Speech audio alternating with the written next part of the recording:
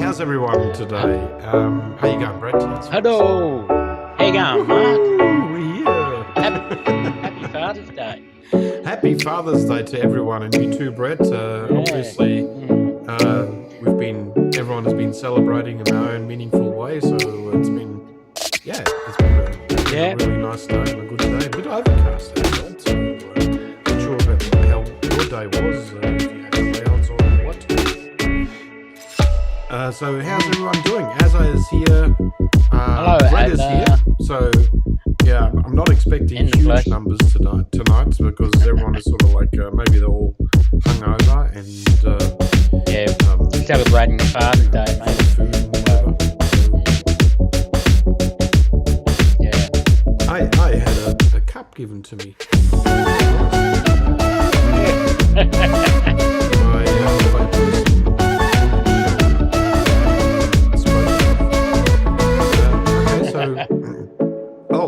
The background music is still running, Brett. So I just got to turn this down. Oh, You need to do that. sound check 1 2 1 2. So as let us know if the sound is okay. Otherwise I'll retune everything, but I haven't actually moved around the volume controls lately, so everything should be okay in our voices. Mm-hmm. So we've got a lot to talk about. I mean, there's fair bit of news that I've undug. You know, there's the Lumix S5, and there's Benro has got a new camera. Benro has got a camera, guys. Have a think about that. Gimbal camera. No, keep that a secret. We're gonna.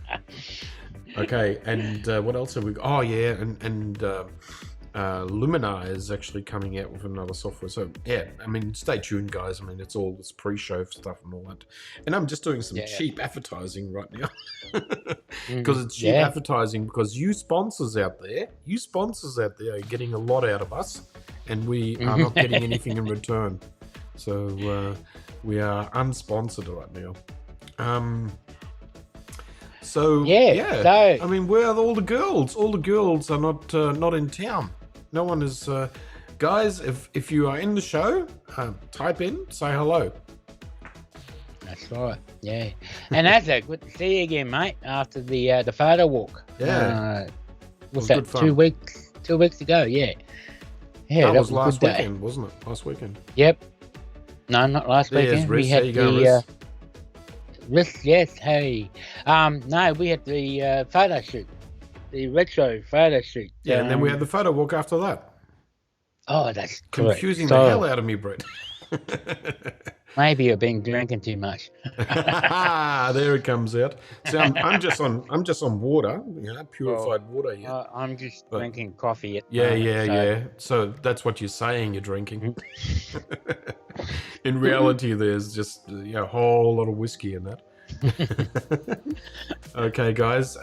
Yeah. So how far are we into it? We're about 3 minutes into it, Brett. So tell us. You've been doing a bit more renovation work on your house and all that, and because you're very that kind of handyman that I used to be. So I used to be I do have a trade behind me. Carpenter joiner by trade. All these years, welder. Used to make big fiberglass boats, like what do you call them? The catamarans, the big ones, luxury ones, stuff, and trucks. And, so I can commission you to build my boat. Is that right? Yeah, well, it's been a long time since I've ever done it, but but my passion now is photography, obviously. So but no, look, it's just great to have all those all those life skills and stuff like that, and you able to fix things yourself, and but apart from that, but what a lot of people think is that we were born into photography and we've never done any other trade. Well, I'm a diesel fitter by trade as well, so so everyone sort of came from something and somewhere, because it takes a very long time to go into pro work, and especially in photography too. I mean, even the trade,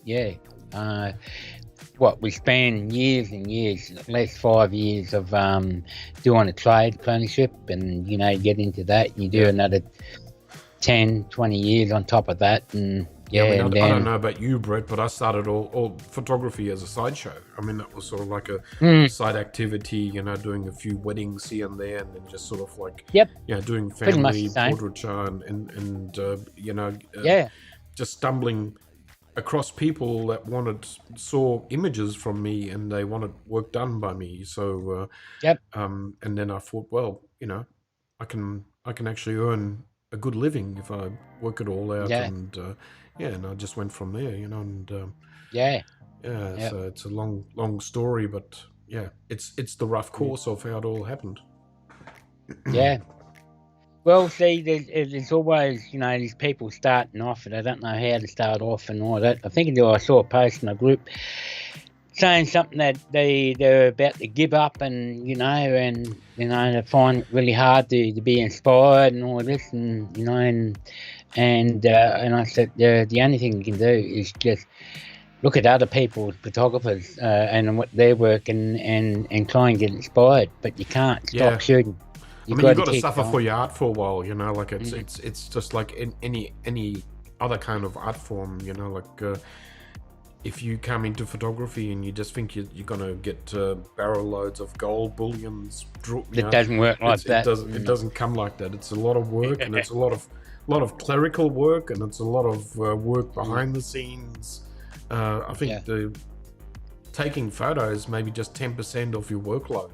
And the rest is all just basically getting the work, advertising. You're a one-man show, and there you go. Just Riss just said she was in machine repairs and bar, and now she was in pharmacy for 20 years. So yeah, I mean, a lot of people go into something and then realize it's not the right trade for me, or it's not the right thing to do. Yeah, exactly. Like I was in a trade in mechanical trade for 30 years, and I've got scars to tell it all, but so I had enough of it. It was just way too much of it. Especially welding. I got welding burns all over my arms and that. You go home and the end of the day you got holes everywhere in your shirt and everything because you're welding above your head. And if you get flash in your eyes, it's another story. So if people have ever done welding and never had flash in their eye, they will know what I'm talking about. I mean, it's just it's very painful. Lasts for days on end, and you just want to scratch out your eyes and throw them away. Okay, guys, we're just going to go into the actual into the movie now and enjoy this. Enjoy this bit, and then we'll go into the full-on show. And then be back in a minute. What did Azza say? Boy, have I worked a bunch of different jobs in my time. Yeah, exactly. I don't think there's anyone nowadays who has just got one particular trade or one particular job where they stay in forever. True. They're always diversifying, or there's always something. Yep. Yeah. Okay. All right, guys. So let's start this show.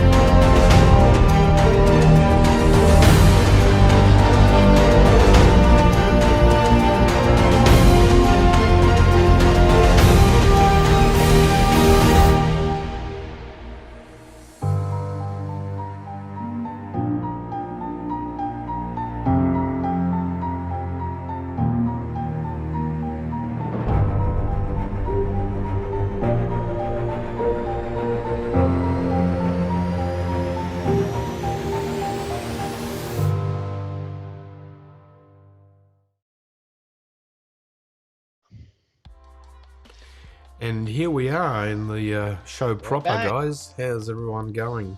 We are back. Yeah, we were just talking some stuff prior to in the pre-show about how Brett and I came into being photographers, and yeah, it's just a very interesting life that we've led. You know, in doing all these other kind of jobs, you know, like being in trades, etc. But yeah, I mean, I guess we did our trades to get through life and, you know, financial life. But I never really liked my trade. You know, like I always thought that I could do something else and be something else, and I always wanted to be more in the arts and more on that side, more artistic. I could never really connect with other people in the trade, you know, like so it was it was interesting.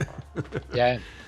And I suppose you need all that work, you know, that other jobs in the background and that, so you can fund what we got now. If we hadn't worked previously in other jobs and that, you got family to take care of, and you got you know, house mortgage, etc. So it's, you know, sometimes you just got to give up on your dreams for a little bit, and then, you know, just, you know, aim for it.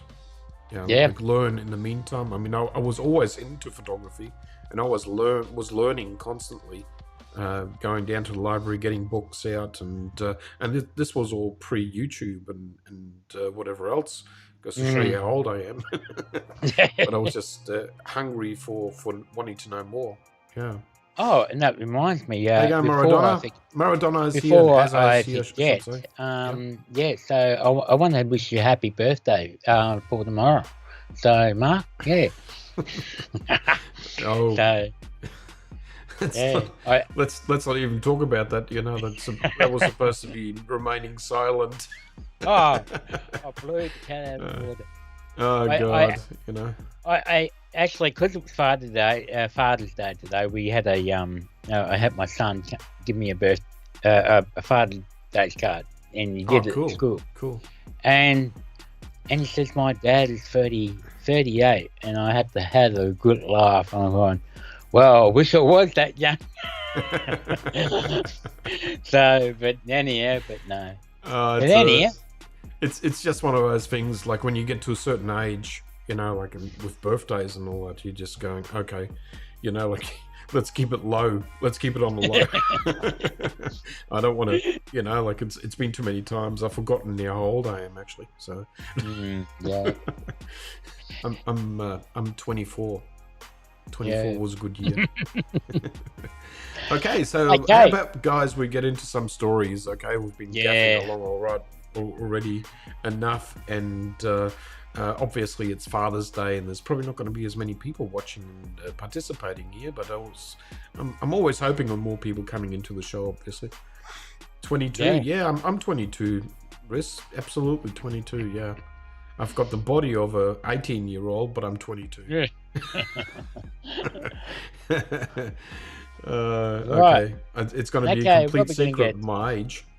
Okay, now let's have a look. We've got a new Benro camera, and I was talking with you about this, Brett. I was not sure. I mean, okay, it's just a little, well, that almost looks like a DJI Osmo camera, and I wasn't sure whether or not Benro has ever made a camera. So this is, from what I know, the first ever camera that Benro has actually made.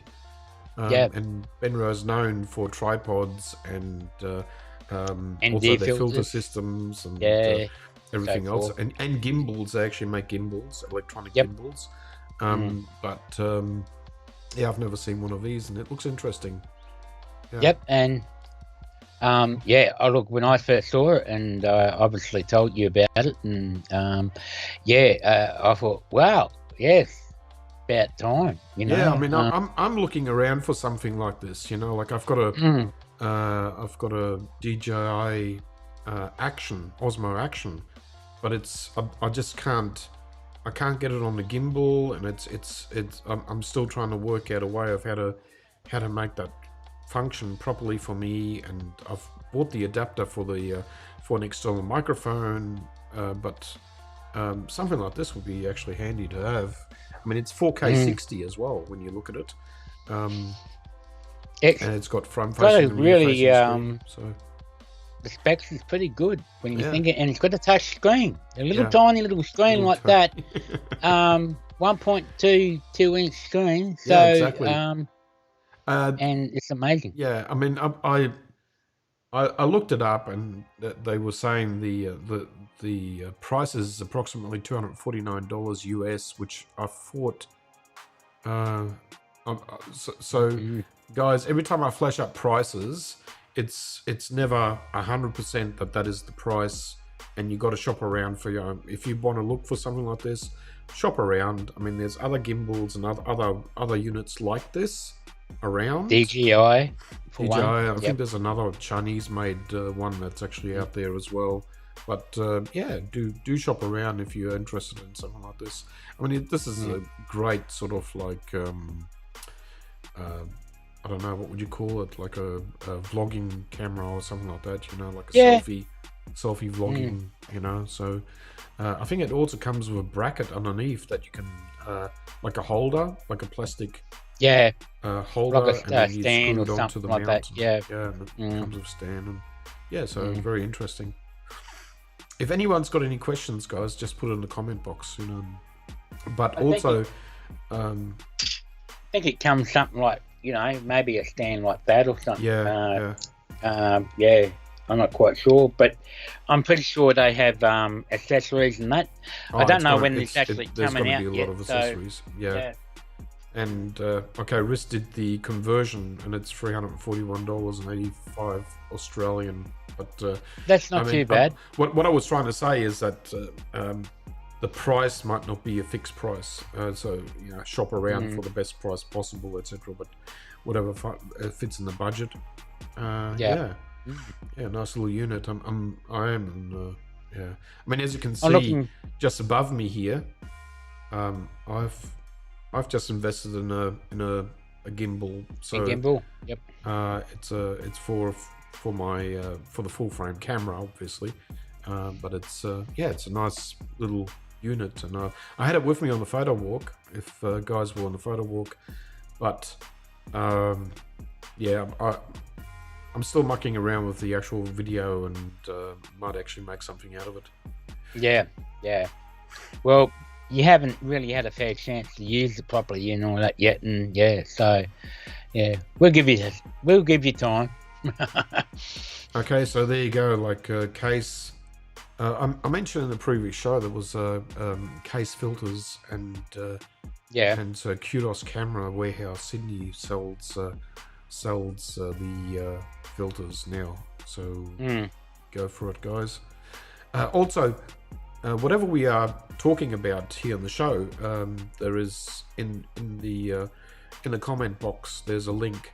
So anyone that wants to see more about the items that we're showing, just go hit the link after the show. Okay, guys, and now we'll go into the next conversation, next part of news. So Sony has brought out the brand new adapter. It's called the LAEA5. Which is meant for A-mount lenses to convert onto E-mount camera bodies. And now, Riz, this would be a good thing for you, right? Good time to upgrade. Going to say that, yeah.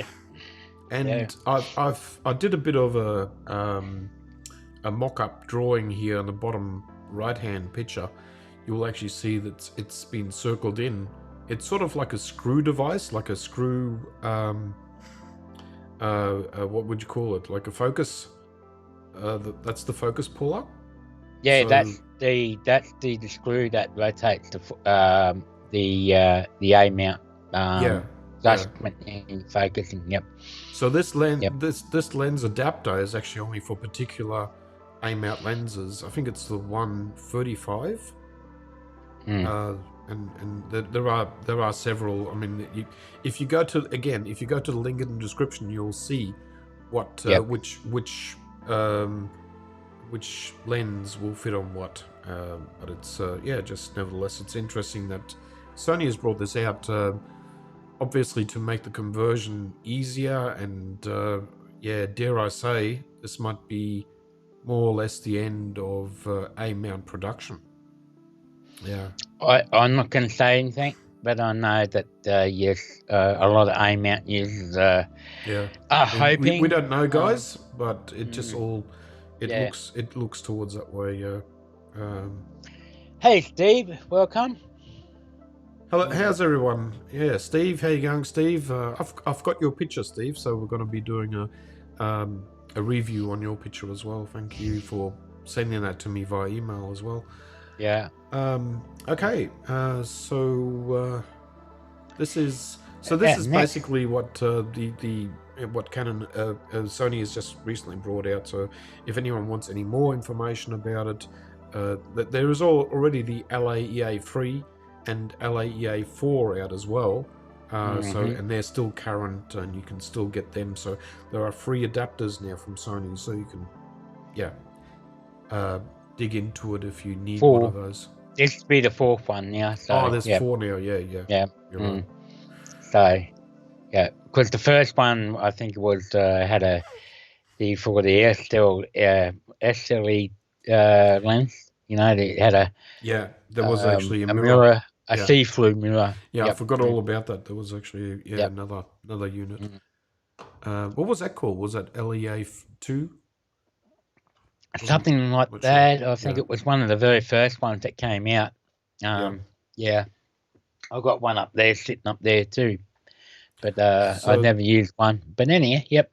So this is actually not a rumor, guys. This is the happening thing. So Sony has actually teased this in it's in the description below, the FX6.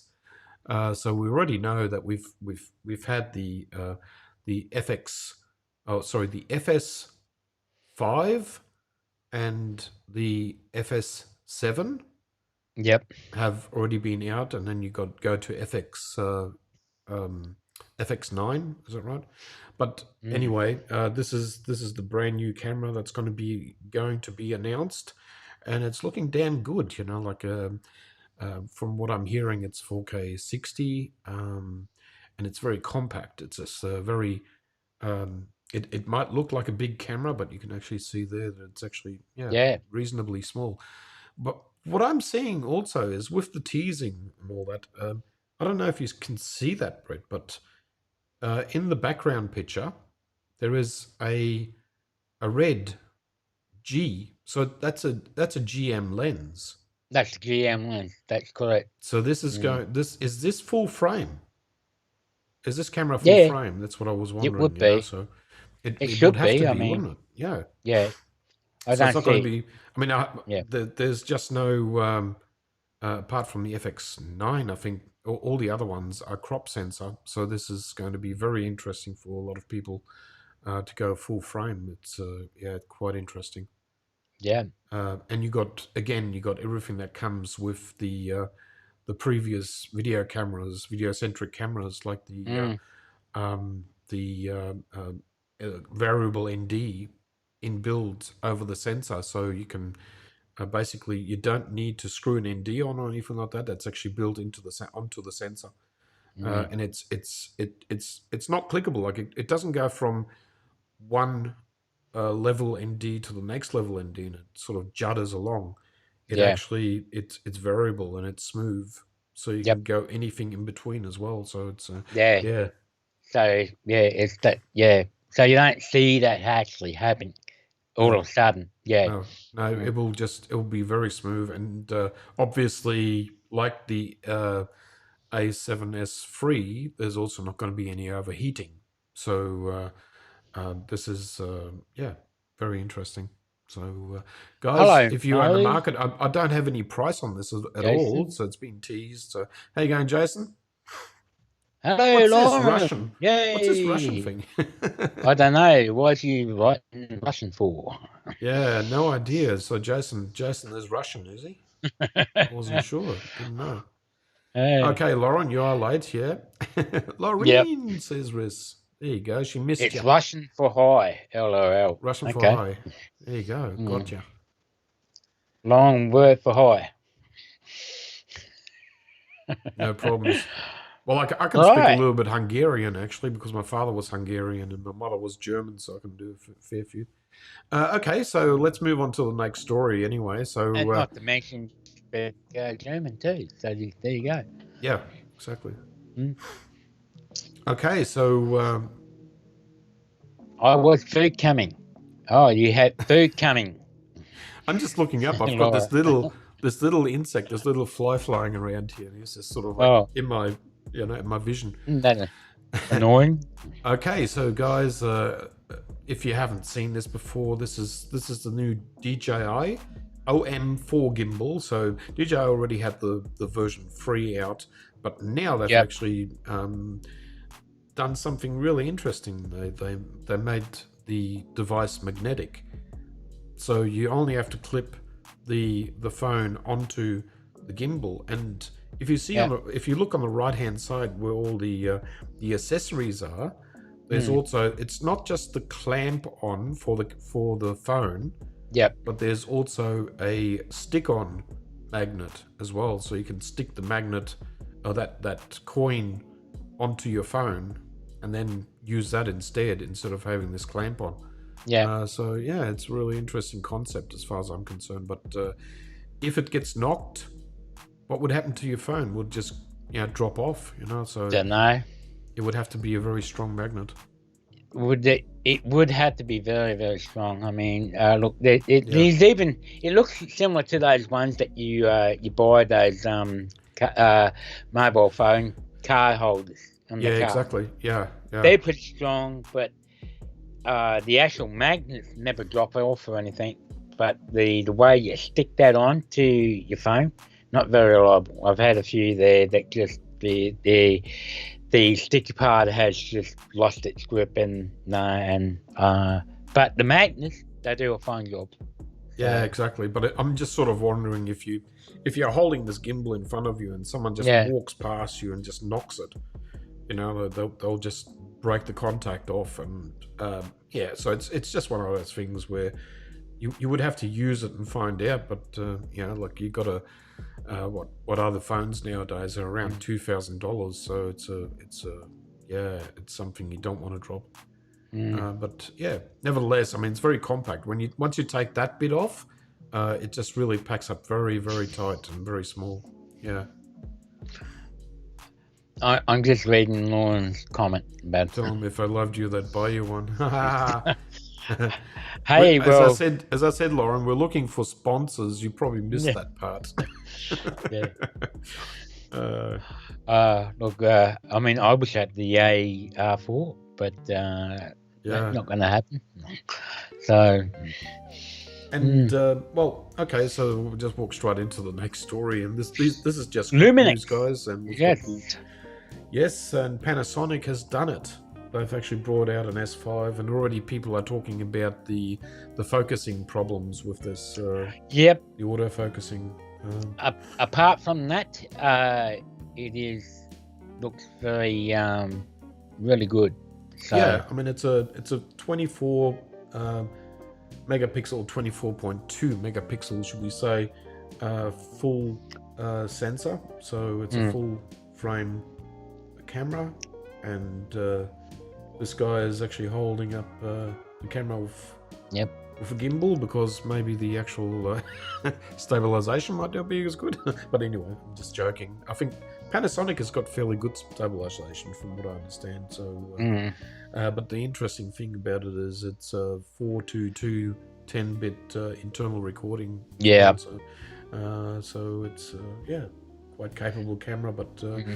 Like, I mean, I'm a Sony shooter, and you are too, Brett. So I'm not going to dwell too much on this because we don't have any experience with Panasonic cameras. I don't. Look, I've used a couple Luminix. Actually, Lumix, Leica. Yeah. But Leica is actually with Luminix and the L Mount Alliance.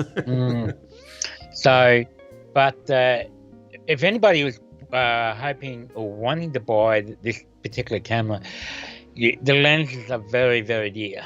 So, but But at the fortunately, moment they're throwing in a lens as well, so you get the kit lens as a bonus 45mm lens, which is supposed to be fairly okay. So, but nevertheless, I mean, guys, again, it's in the description below, and you can go and have a look at it and fish it out and see for yourselves.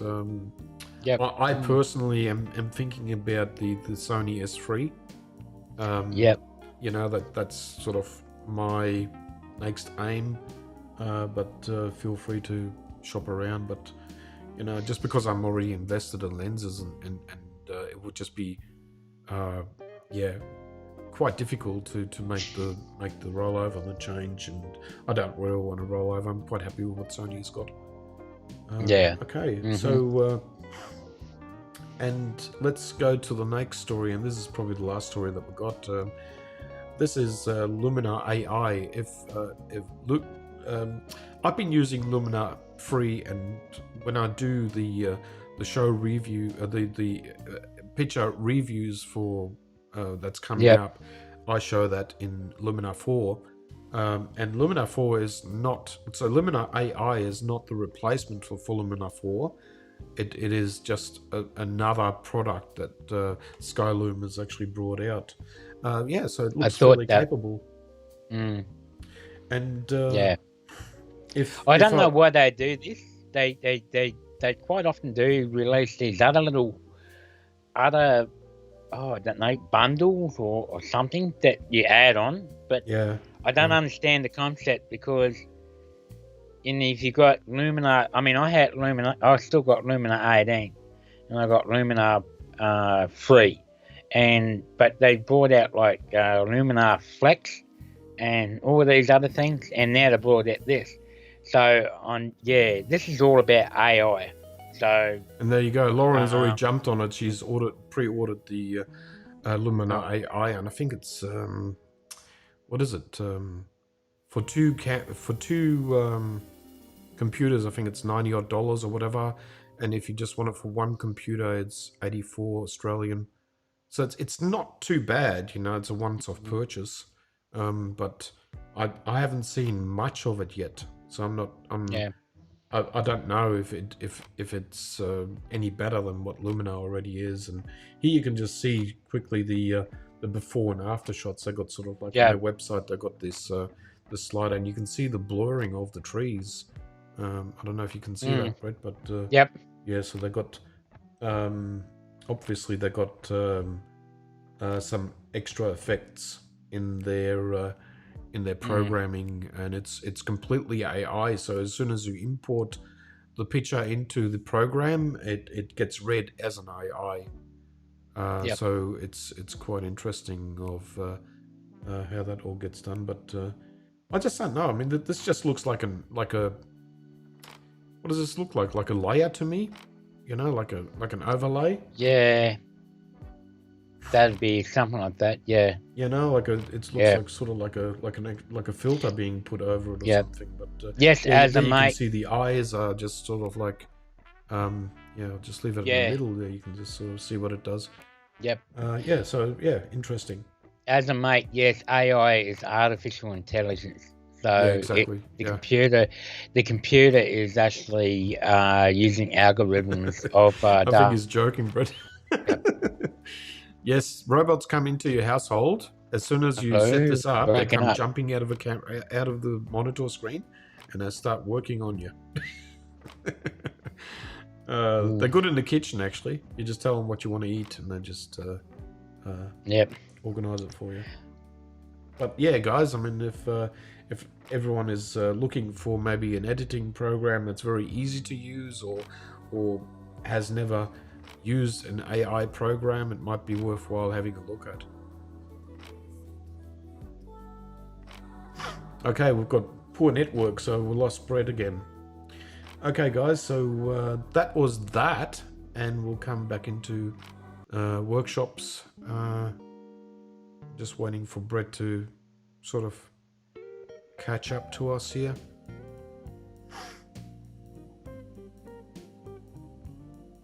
think I need to hang him up.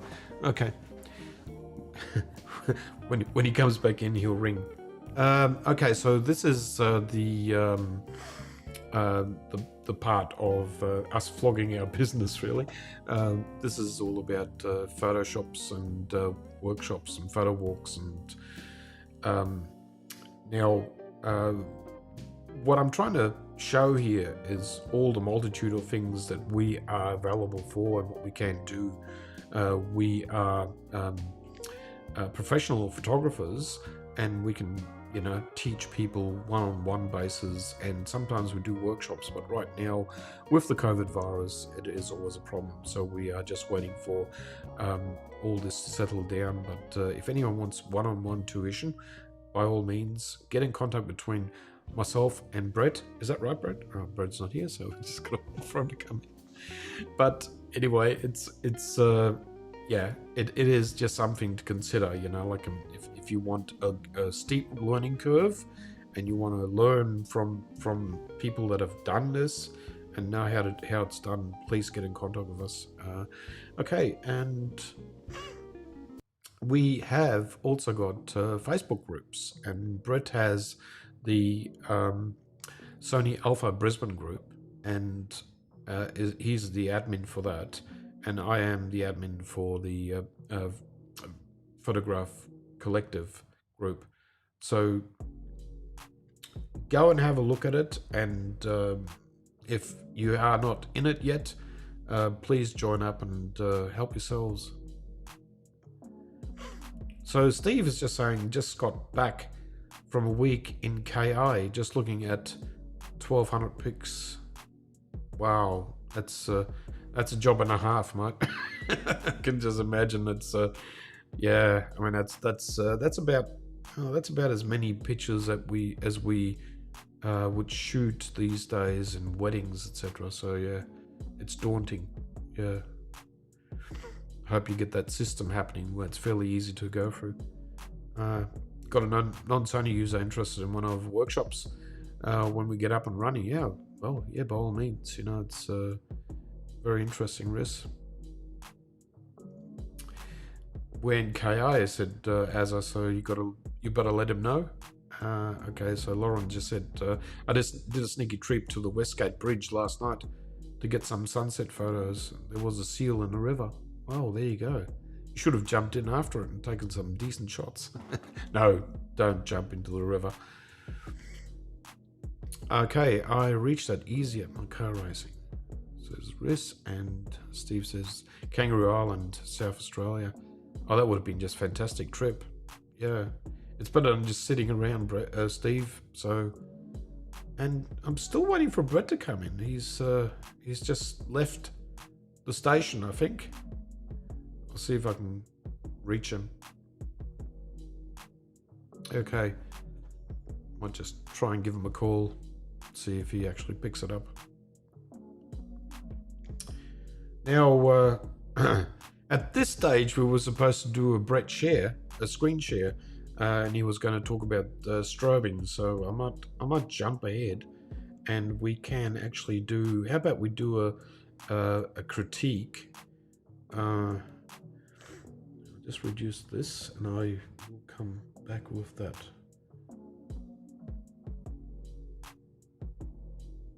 Okay, so let's do some. Actually, how about if I just go ahead with this? I'll last weekend, Brett and I, we went to a 50s photo shoot with roughly there were about 20 odd models, all dressed up in 50s gear, and we were just shooting around, and we were just having a lot of fun doing it. With the with all that, we tried out different things. We tried shooting with strobes, and we tried shooting without. You know, it just went on and on. Okay, Brett's coming back. Let's see if I can get Brett back in. How you going, Brett? How are you? Back. Good to see you, mate. I was wondering where you were. Yeah, I'm You were sorry. going to get that checked. Yeah, And Jason once just again. says, "Yep." Jason just says an army friend told me that they are talking about COVID restrictions staying in place until 2023. Apparently, things won't be going back to normal anytime soon. My God, if that's true, Jason, then I'm going to buy myself a Winnebago and travel around Australia. Yeah, Mm. yeah. So what did I miss out? So you're doing show and tell. Okay, so we I'm just going to do a bit of show and tell from my end, and then Yep. you've got some images that you want to show as well. Is that right? I don't know if I want to do that. I'll drop out again. Well, let's Yeah, hope you but won't. anyhow.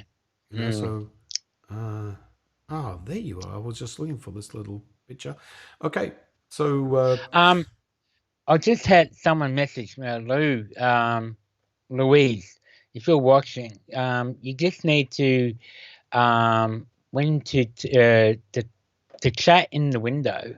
You need to look down the bottom, and there's a chat window that you can yeah. how you better Well, you describe it. need to have a Google account to actually be able to chat. Oh, But you that's should right. be able to come Yeah, in and that's if probably if you why haven't she's got a coming. Google account. And Yeah. like a Google account is something, if you've got a Google email Mm. address, like a Gmail address, and you should be able to chat right ahead. Yeah, yeah, and I think that's the situation. So yeah, Yeah.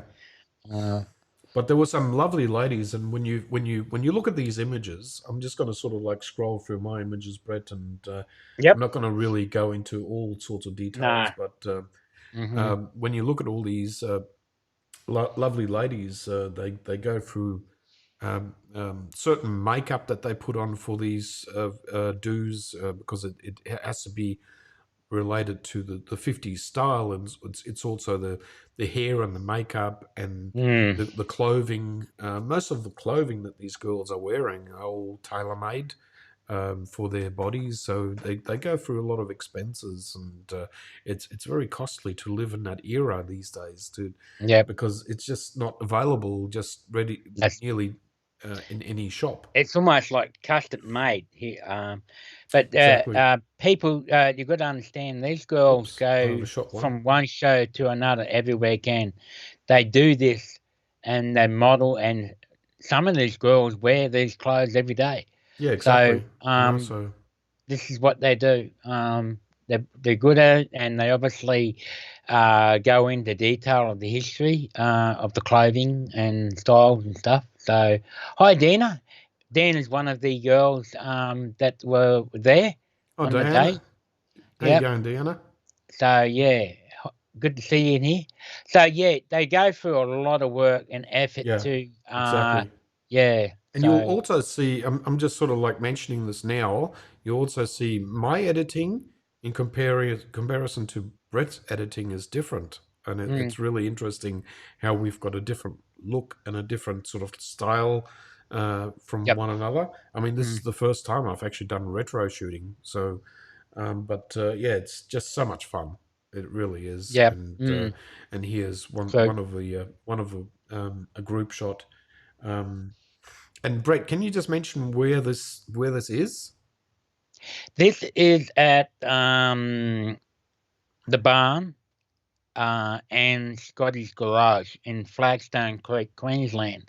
Yeah, It's about what 25 minutes down the range of Toowoomba.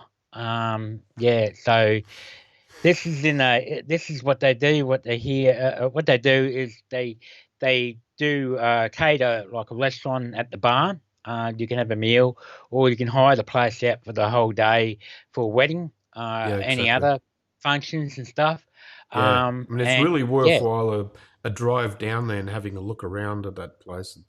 we'll It's drive up amazing. with There are so yeah. many photo opportunities there, and we met the owner. We spoke with the owner, etc. And it's Scotty. just a yep. Scotty Mm. is just the nicest guy. This yeah. And Jason just It's said, "Did I use Lightroom or Capture One to edit these?" And I used Capture One. I've completely, almost completely now moved away from Lightroom almost completely. So because of color rendition and what you can do with Capture One is I can do better editing with Capture One. Mm. But again, I, it's up to the mm, individual. yeah, I use both. If I need to retouch, I need to go into Lightroom and then into PS. I had issues with going Capture One and then PS for some reason, so I haven't really figured that out. Yeah. Um, but uh, but the most of the shots I edited were in Lightroom. I did start it off in Capture One, and what Mark said, the color is so much better. Yeah, I mean, when you Yeah. look at the colors of these, I would have been working much harder trying to get the colors right, the Sony colors for some reason in Lightroom. But look, everyone is going to have an argument with me about whether or not Lightroom can do this sort of work like what Capture One does. But right from the get go, from the import, I am blown away by the colors and by the looks when I bring it into Capture One. Mm, And Lightroom, when I bring pictures in, I already know that, yeah, like, okay, like I've got to work on it. But right from get go, yep. Lightroom just does a great. Capture One does a great job. But I'm not being paid to say all these things by neither No. one of you. You know, like I'm not being paid. It's just my own personal um, Mm, belief that that is the case. And there is Louise. Yeah. yes. So it looks like Louise still didn't make it into the comment box, but No, she just PM me said that obviously she doesn't have an account to be able to. Yep. unfortunately, Oh, yeah. here she is. She just joined us. There she is in the chat. Welcome. Oh, there you go.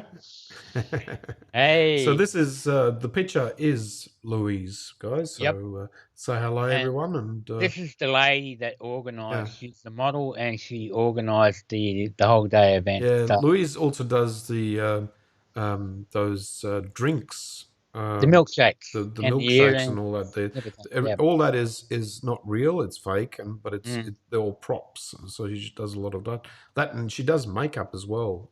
yep. Mm, So all this 50s makeup, etc. So mm. yeah. Yeah.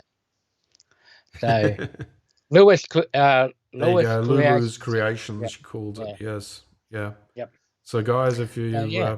if you need anything like this, look up Louise. She's just a fun person. She organised all this, and it was fantastic. Mm. And there And was this was yeah. She did sorry, this 2 years ago too. We had a first shoot. So this is not yeah. the this is the second time I've done this, and I love doing these sort of shots.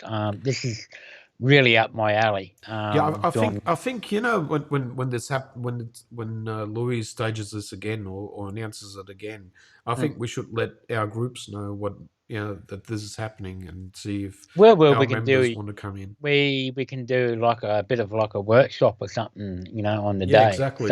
Yeah, yeah, mm, absolutely. Because yep. there's just, I mean, the photo opportunities are just golden. I mean, we just had so much fun.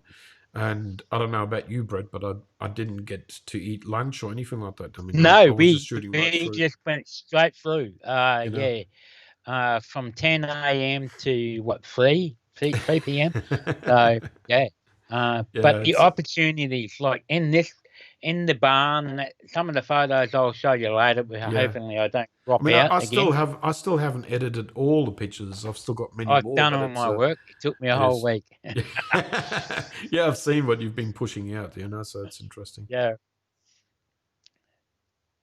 And yeah, that would be great, Diana. Yeah, you're right. Mm. And there's the motorbike chick. So She was chick. yeah, Yep. so oh god, it just bounced back again.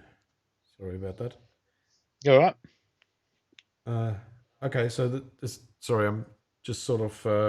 I don't know why it's jumping around, but yeah. So we had all the opportunities in the world. We could actually go in and out. We just had to make sure that there were also not just photographers and models there. There were other people visiting Yeah, there. You can actually go there and visit. There's actually uh, like a it uh, was still open to the like a public. food. What do So you call it? Like a food diner there as well, and you can sit outside and well, enjoy all in the this. barn, in the barn is the restaurant. So Yeah, you can go over across from the other side. As you can see this photo, you can see the garage yeah. behind the model here on the motorbike. On the right hand side is the barn, and that's where you can go for food and have something to eat and drink. Yeah, So and there's just mm, the group shot that we actually did. So yeah, it was just fantastic. I mean, you had all these cars and everything else out there readily available, and yeah, you don't sort of get these opportunities very often. And sometimes you always want to shoot in the city. You're always thinking about a place where you can actually shoot in ambient light with models, and this is probably just one of those places. yeah, And as it just says, and yeah, it guys too. We looks even like had people bringing the motorbikes and the cars and yeah, exactly. as Yeah. well. So Yeah, so a big yeah, thank you to everyone that participated, yeah, and big thank you you. know, like Yeah, we had just cars absolutely. galore and everything to choose from, Mm. and at times, I mean, I had, I don't know about you, Brett, but I had at times I had two or three girls that were just coming up to me and asking me to take shots, and Yeah, they were just yeah, all too keen, and it was really, really, really nice. I think this is the yeah. last shot, Brett. I don't think I've got any more, and I might. Should I blend over to you now, and you can do your screen We share? can try. Hoping I don't drop out or anything because I'll tell you. No, that's okay. Mm. Here we go. So that's over to you. Uh, okay, share screen. Now I'm just going Yeah, to see, Jason, you could have brought your Mustang. Would have been interesting. yep. So I'm And just going to these are Brett randomly shots. Yep. select certain images as they come up. So, and here's one of the girls here, and this is actually inside the Scotch garage, and this is what you'll find. You'll find all the pumps and the posters, the bikes, and everything. So, and you can see me using the strobe on here, which we're going to be after we go through a few photos. We're going to be talking about a continuous segment on flashes, strobes, and stuff. But this was shot with the Sure. we'll use the 8600 strobe for this shot. So, but you can tell the massive difference. What you would get lighting up to compared to a little flashlight that's pushing out harsh light, where this is pushing out soft light. So, but anyhow, that's what else we've got here. Yeah. I mean, we just had a lazy old Indian sitting there in the corner, you know, like an Yeah, antique Indian. So, yeah, I mean, even the fuel bowsers, all that sort of stuff, you know, was sitting around everywhere. And it was just, yeah, quite cool. Quite cool. yeah. And then we have another lady here. She's in front of an old. I can't remember what this was. Actually a Ford, but I can't remember what model it was. But antique, obviously this car. So, Yeah. and that's the sort of color and lighting I was getting in. And this inside is actually quite dark. You do need to do this sort of a portrait. You do need a flash. So, Yeah, but absolutely. in the But back part. you used did you didn't you really use your AD600? You kept on using your I used the 8600 inside right. because I had the extension head on it with the actual strobe sitting there below, and it was a bit windy at times there and then. So I just went out and used my Godox V860 flash and shot in high speed sync. Yeah. So Yeah. so I you'll mean, see at times I was even like we were outside and we didn't even bother with strobe as well yeah. sometimes. So I did some images with strobe and some images without strobe. But you know, it's always best to shoot with a strobe to actually get some sort of fill in. Yep. Mm. And as you see here, Yeah, lovely shot. Yeah, I like that one. Now, this was just no strobes, no nothing. This was just ambient light in the diner itself. This is shot with the 135 G Master. So that is 1.8, guys, and that was just available light. Yeah, So, and guys, if you can see this, I mean, Brett shot this for good reason. You can see the leading lines going to the girl, so you can see the seats are a leading line, yeah, and also the actual bench is a leading line. So it all just points to her. yeah, Even the actual frame, the light frame, and in the rear box, it's all sort of like it congregates to her. yeah. So very Yeah. important to think about all these things as you shoot. Yeah. Yep. And this is where I'm using in the telephone box. I'm using ambient light, but I'm using the Godox V860 Series 2 using a film flash. So I'm using a combination of the available light within that telephone box and lighting them up to get that pop, that extension look of the high key. Yeah, exactly. Yeah. Yeah. So, Yeah, it but lent yeah, itself to the high key because you had this downlight inside the photo booth, and yep. sorry, inside the phone booth, should I say? Mm. Yeah, that made it interesting. But this was one of the instances where we were both shooting at the more or less at the same time. I think Yeah. you were shooting, and then I was looking back, and then Yeah. I could move and did a bit of shooting, and then you did it again. That's So right. it was just fun. Yeah. It was a lot of fun. But, And yep. one of my favourite shots was this one. Was outside again, and this is when I went into high-speed sync on the Godox 860 Series 2. And yeah, that did really good in a group, didn't it? Yep. In the what's it called? Yeah. The when they were all sitting on the back, there was about a fair few. So this is the 135 once again. Now, entirely the flash was at max power. You can see how bright it was in the background.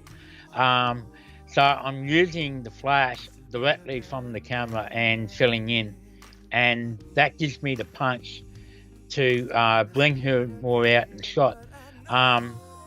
And what's important is having catch lights in the model's eyes.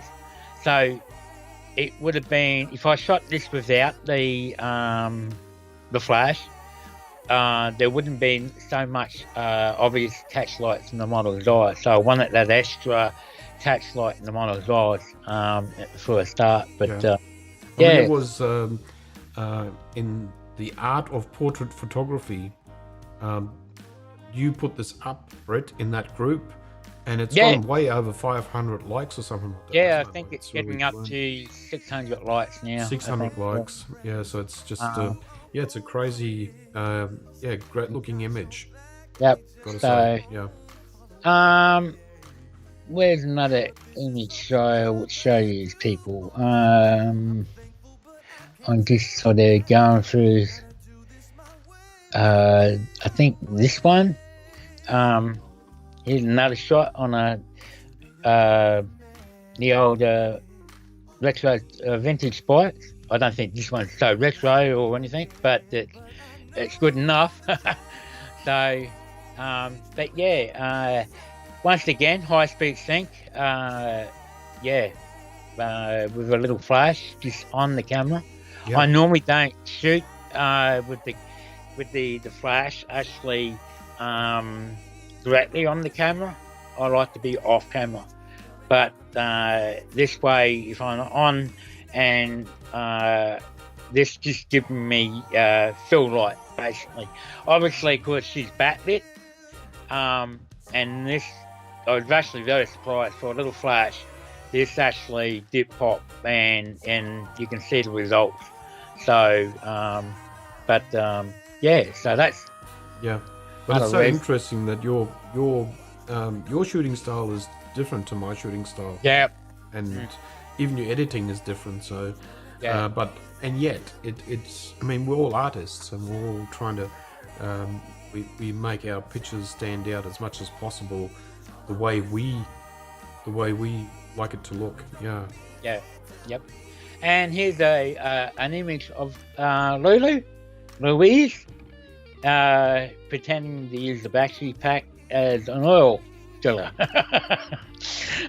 So, but this is what the sort of work I love doing. Yeah, and exactly. and you can see how arty and how detailed these images are. And this was the Gordox 600. So it's good to see Louise working there. Yeah.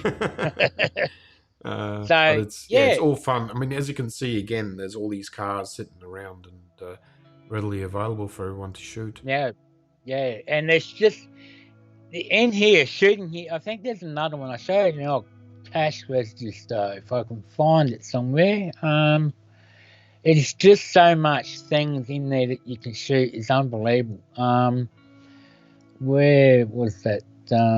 Here we are. And things like this, and you look at the detail in this cache register, the old cache register, and parts and sitting in, the Cowtex pumps and So that was the Gordox once again. This is actually a beauty dish.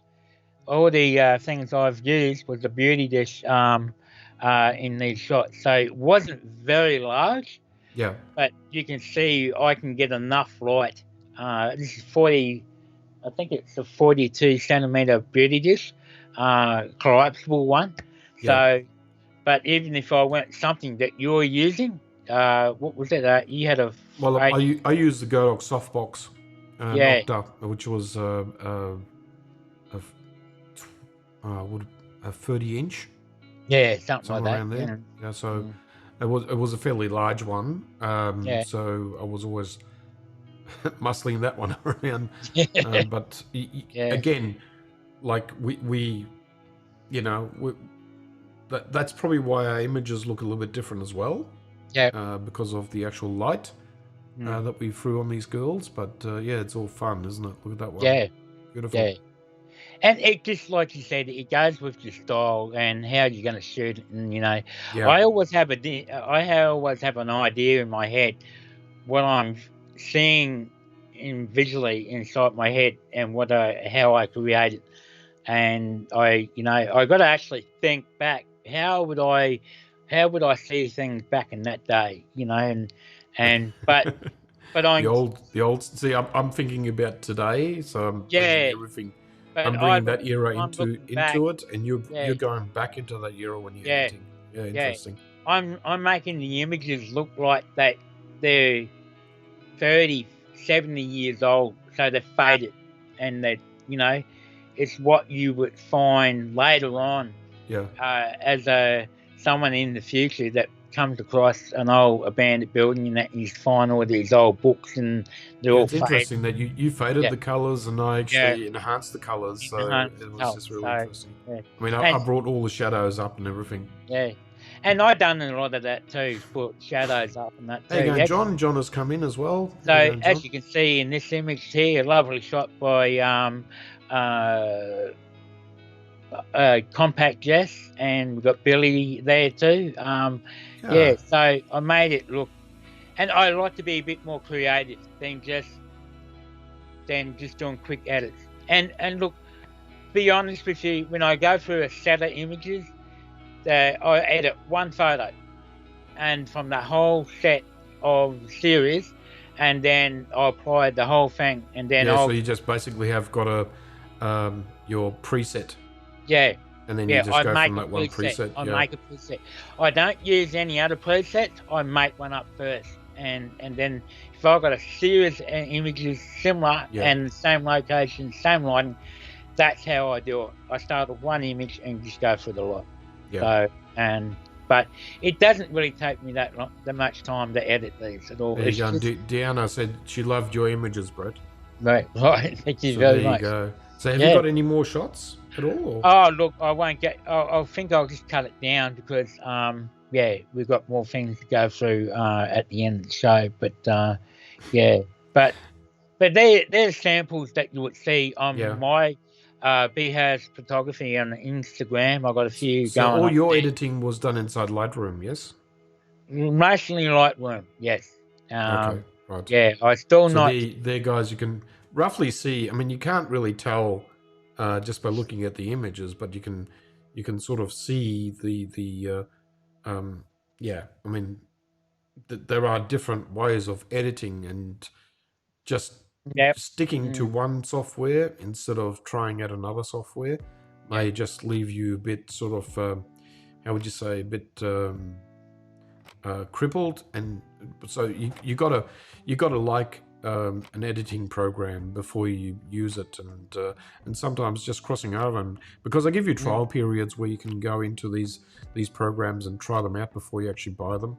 So it's always worthwhile having a look at even Luminar as well, but Luminar is a bit you can't do as much with Luminar as what you can do with the proper editing programs. And again, Photoshop, you can do a lot more with that than what you can do with Lightroom. But it's another, it's another learning curve. So everyone has to work out what they want to use. Oh yeah, there you go. There's Billy again. Yep. So yeah, I'm just sort of going through a few while you were chatting there. So yeah. and look, we just walked away from there with images galore, really. Yeah, look, I came away with about 900 images. So yeah. And we did have one male guy in there the whole day. Thank him for. I think we had another model, the guy with the motorbike as well, Brad. Yeah, but we just never got a chance to shoot him. Yeah, we were just so flat out. You and I were just absolutely being bombarded by people. Got to say a big thank you to everyone. I mean, we got, there were a lot more models, and I think you shot some models that I didn't get to shoot, and I got to shoot some models that you didn't get to shoot. So we sort of mixed it up a bit. It was it just went around and around in circles and so forth. Yeah, exactly. Yeah. But anyhow, I just shared a fair few styles and different looks, and they're all being graded, color graded. These images, they're not just straight out of the camera. If you saw them out of the camera, they do look stunning. The colors are great, and that it's just that I love to. It's my style as a creator, as a photographer. I like to color grade in that. And we've there was a special a group where we on Facebook where we placed all these images for the ladies to pick them all up and grab them. So we left all these girls with a lot of memories, I think. Yep. Okay, I'm just going to stop scrolling and go back to us. Okay, I'm going to switch us over again, Brett. There you go. Back into the good old beautiful screen.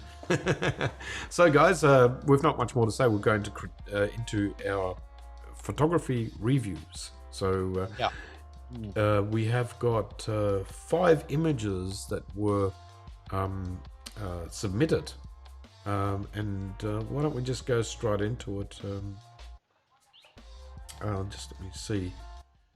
Okay, and we have got, let me just get this info up. And we've got Steve Wagstaff, and he shot this with the Sony 7 Mark III, 100 to 400 mil, f 4.5 to 5.6, and it was ISO 200 f 5.6, 1/2000th of a second at 300 mil. So okay. So I'm going to let you talk, Brett. I'm just looking at the original post. I'm looking it up because I'm not seeing clearly. Okay, while you're doing that, I might just mention a few things. Yep. Okay. Okay. This looks really interesting, and I love the color, and I'm just I think everything's in focus. But I think the focus got more on the board, just on the heel there. Got focus on the heel maybe, and not on the actual face.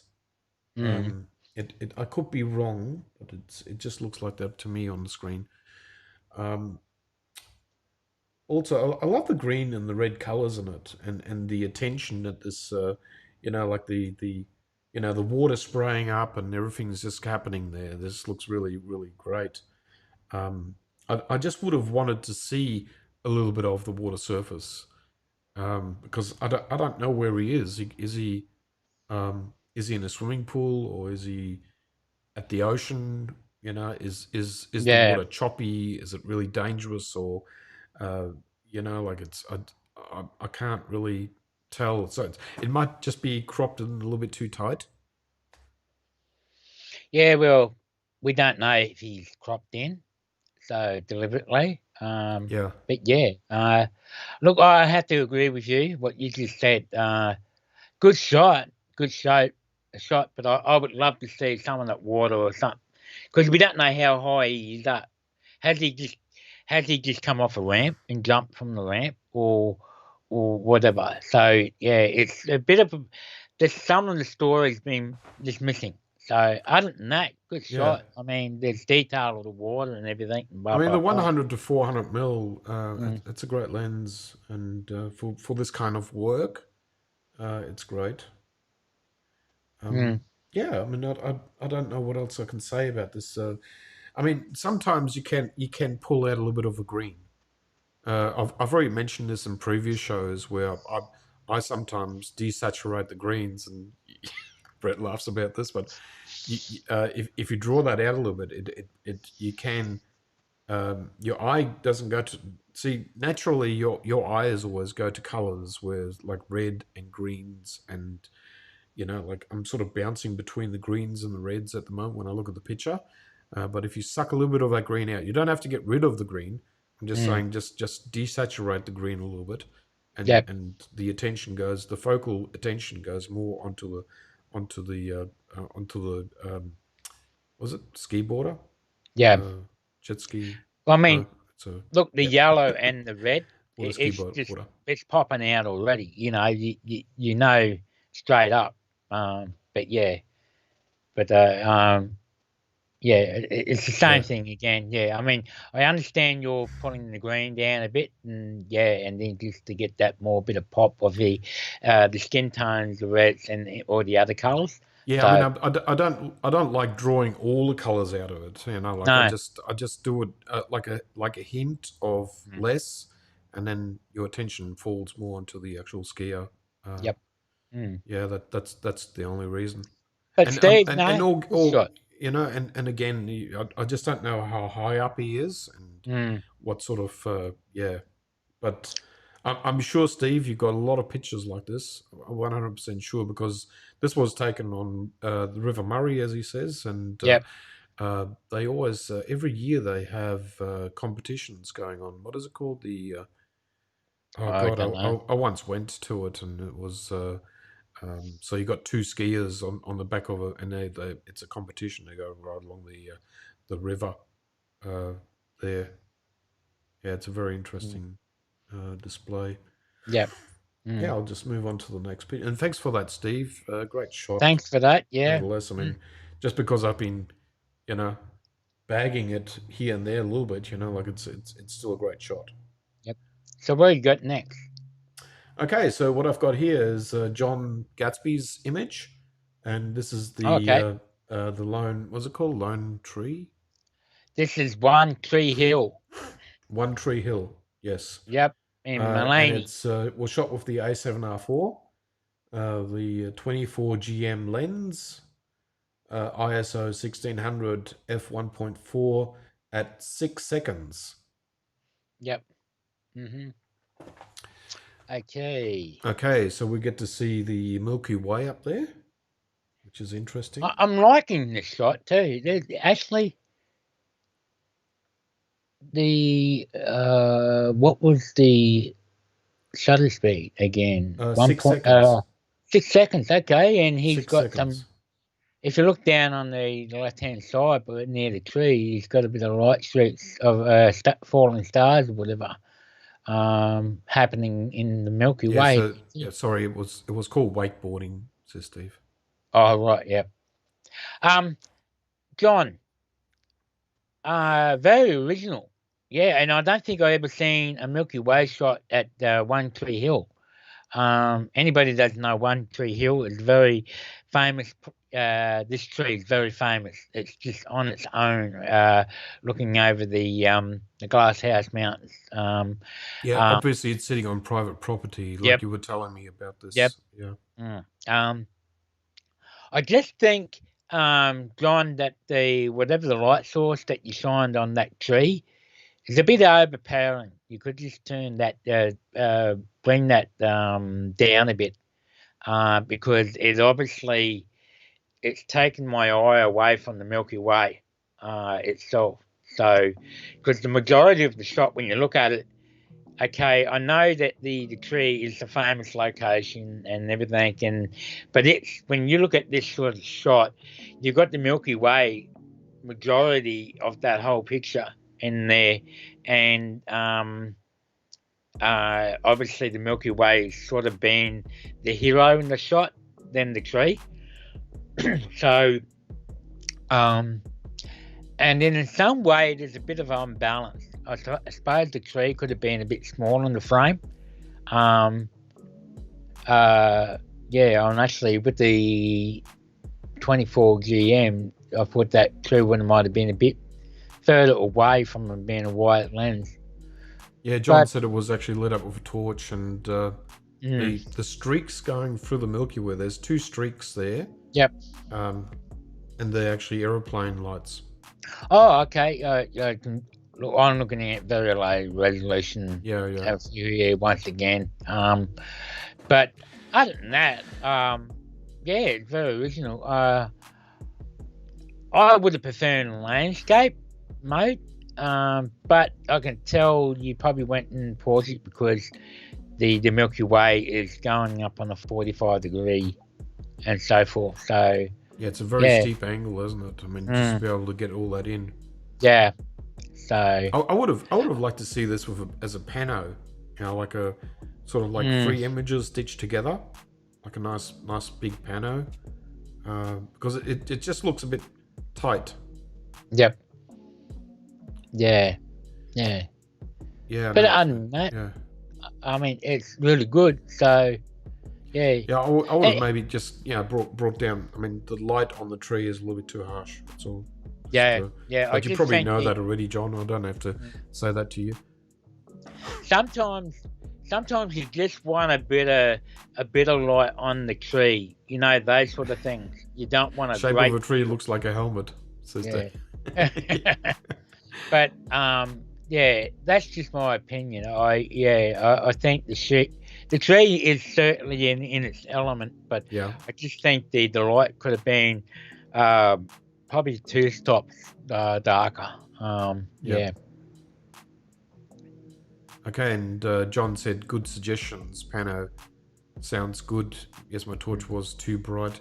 And it's just one of those things where you experiment, and sometimes these images look really good on the back of your screen, but do have a look inside your EVF when you are reviewing your images to make sure that you actually have got everything right, because it's I mean, we all know that the back screens of our cameras are not 100%, and the EVF gives you a better resolution and a better viewing angle.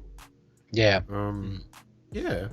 Okay, so how about if I move on to the next picture? And this is another one of John's. Thanks for the image, John. Yeah. Yeah, thanks, John. And we've got another one of John's. And I'll just go into the info here. And John shot this with the Tamron 28-75 lens. Again, the same camera body, I'd say.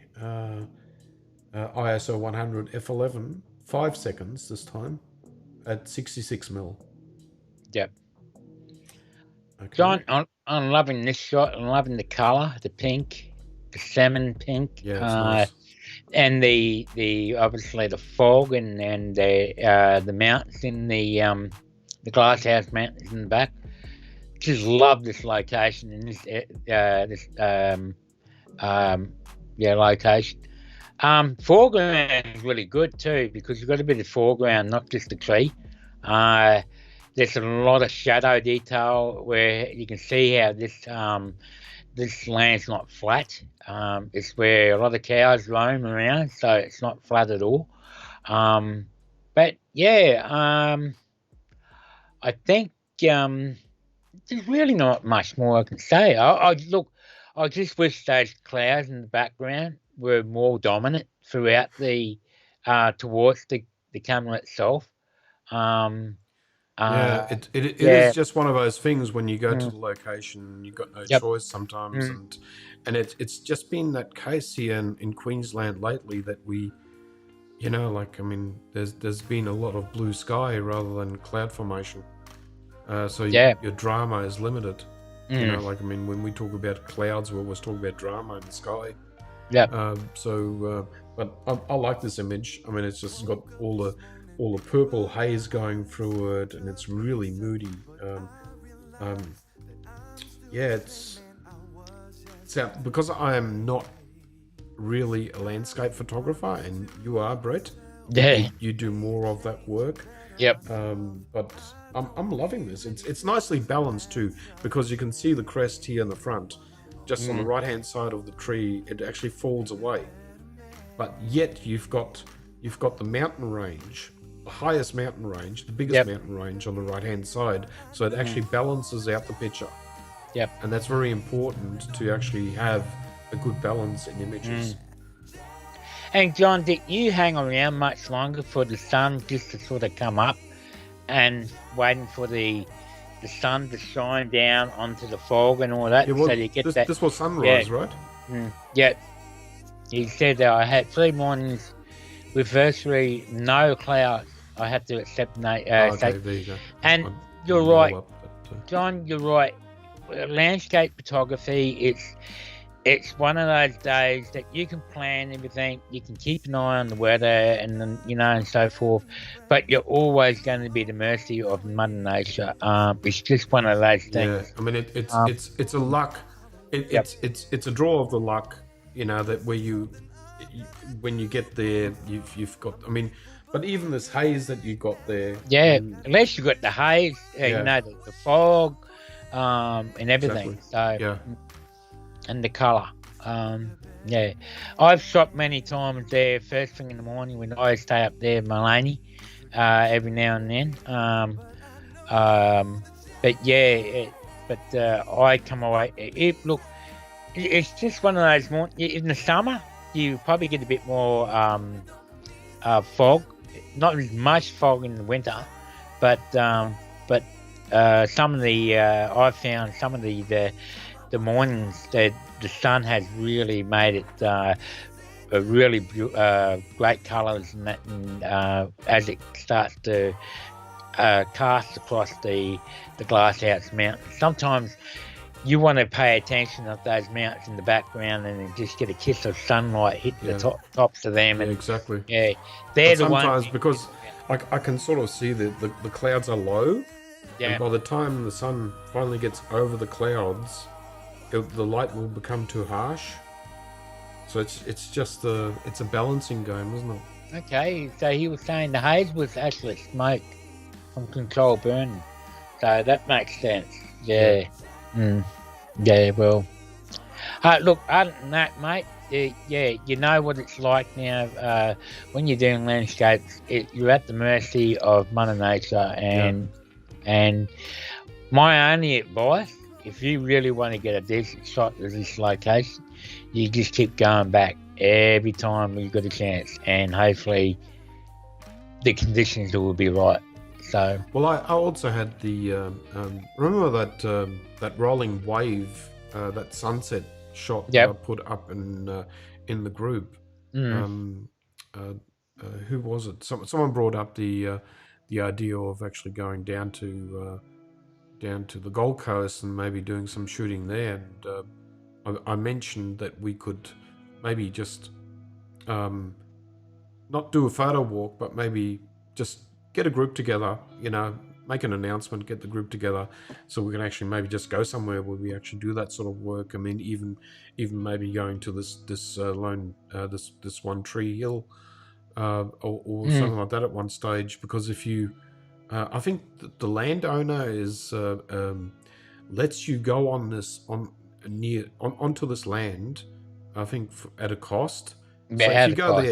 there as a group, it would then be cheaper, obviously, to actually do all this. Yeah. But it That's would be fun. something you would have to talk to the landowner. And discuss those sort of things. Every time I've been there, I've never actually been on the property. I've always used along the lens because you're obviously shooting behind the fence.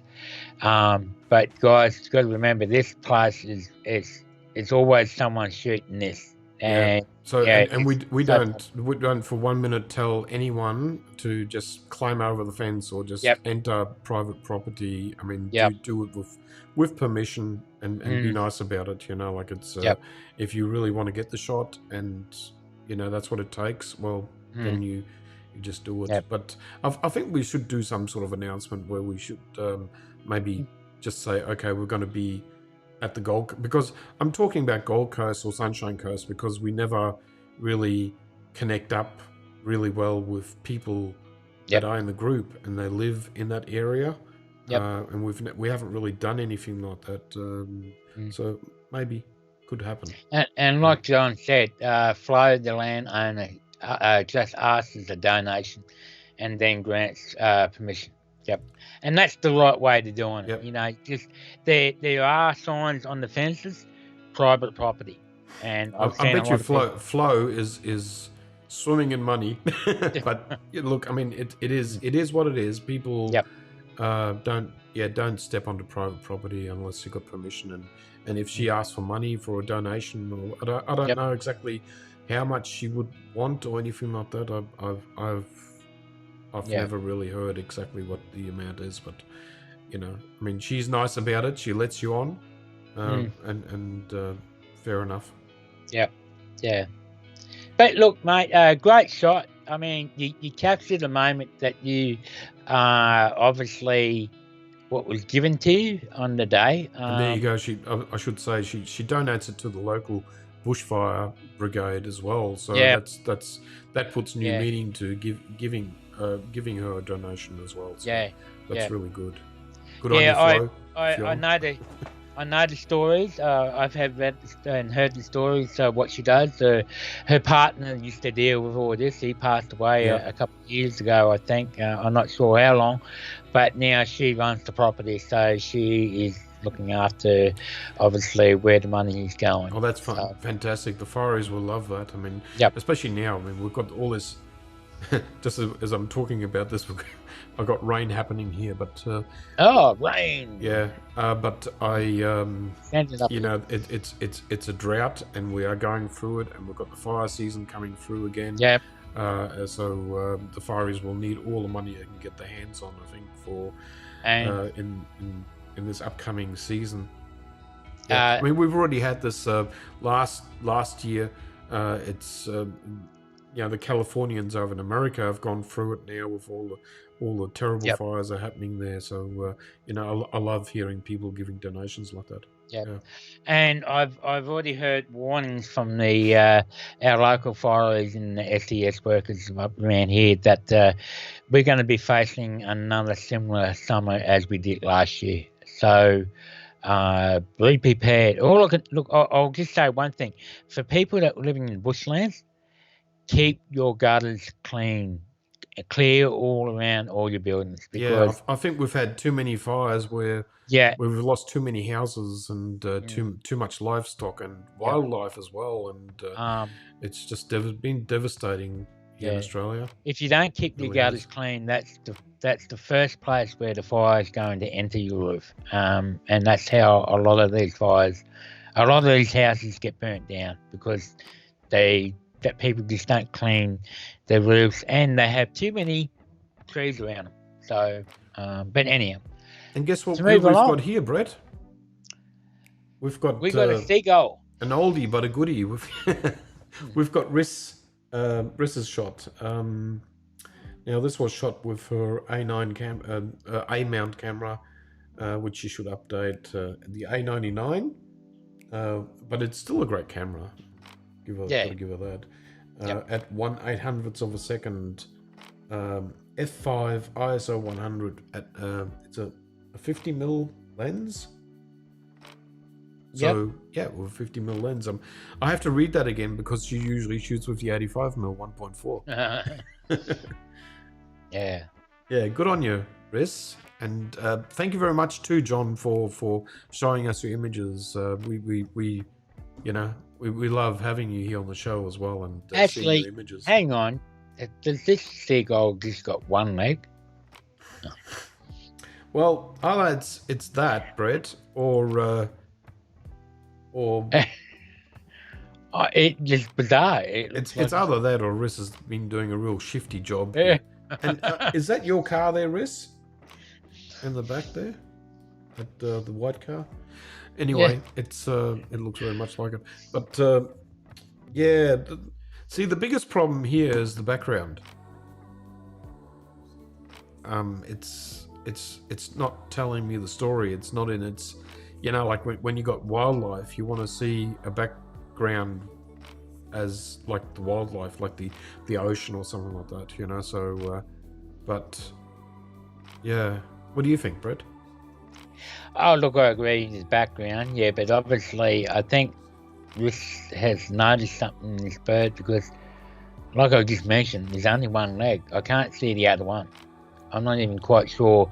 I'm looking at the leg we're looking on the same side.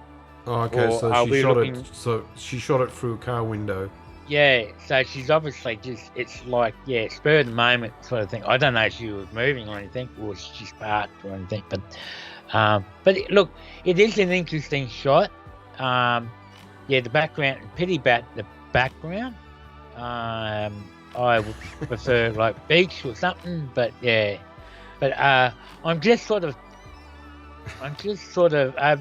stunned that I can only see one leg. I can't make out two. Yeah, So I'm stumped. I it just only can't had go one past. leg. Yeah, but yeah, I mean that happens. I mean, you see a lot of these seagulls and all that actually with missing limbs because they get chewed off by um, fish, etc. So okay, so Rhys wants to respray cars so it actually looks nice and blue. If you do that, Rhys, that owner would just love you. Well, that's interesting. I mean, she was nowhere near a beach. Yeah, exactly. So, yeah. And as you just pointed out, it's unusual to see a seagull inland. Yeah. So, yeah, and you have to be right. I mean, I don't see any seagulls flying around Brisbane and that, further inland, apart from the, around the sea area. Yeah. I mean, it's a good grab. It's a good snap as well. Yep. I like you got the underside of the wing, and it's interesting that the best colors of birds is usually on the underside of the wing, not on the top side of the wing. And yeah, it's good. It's great practice shooting any kind of bird. It's time and time again, you're just learning your muscle reflexes, and your muscle memory comes in, and the more you practice your muscle memories, the more you are ready for the next shot. We spoke about this in the photo walk as well, where you have your camera set up, ready to go.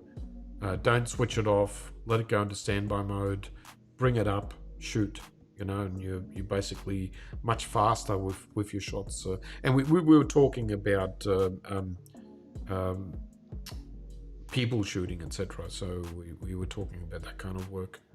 But the same thing goes with birds.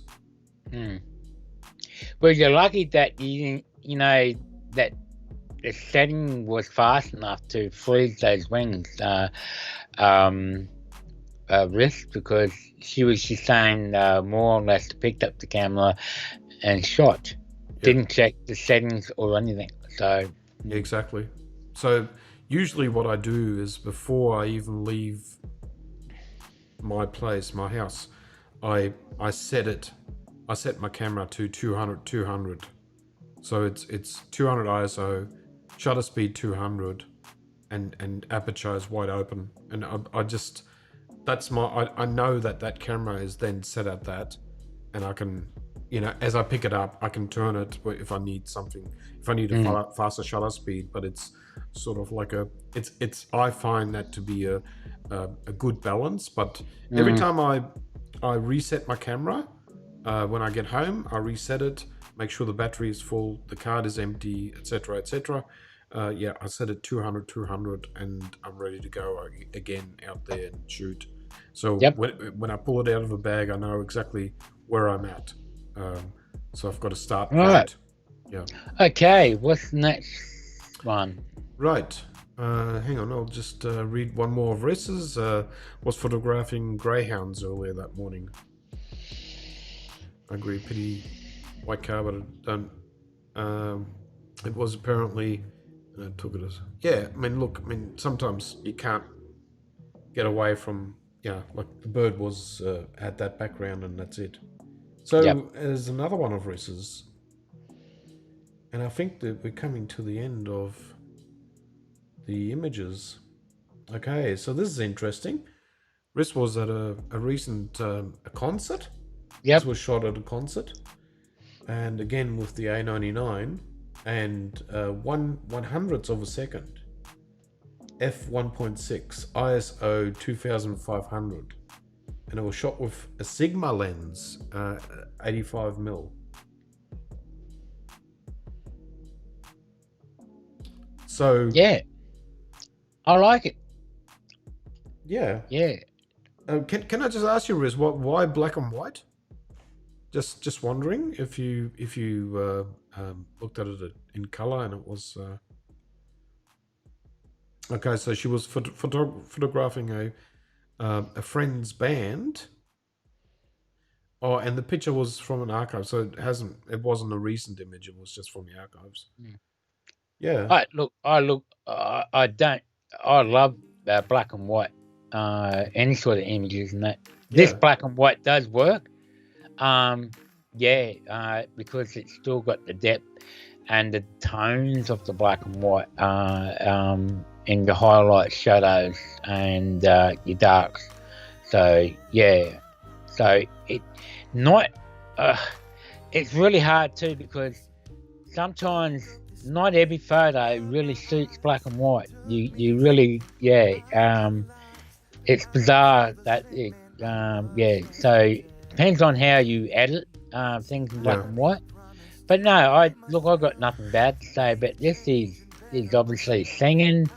I don't know who he is or anything, but it looks like it was a good night, and nothing really blowing out the background. I think I'm just sort of bringing the exposure down a little bit. If you can see that, just to sort of like make it a little bit more moody, maybe. But it doesn't need to be. I mean, it's just taken March 2030. Whoa, we're not even hit that year yet. So it's just be very careful when you are doing black and whites, that your blacks are blacks and that you don't over grey it too much. But it's I reckon it's a good shot. It's sort of like it's a great moody shot. It's sort of like it tells a bit of a story, like he's enjoying it, and he's trying to get participation from the audience with his hand. You can just see he's right into it. And in the background you see another band, the guitarist in the background there.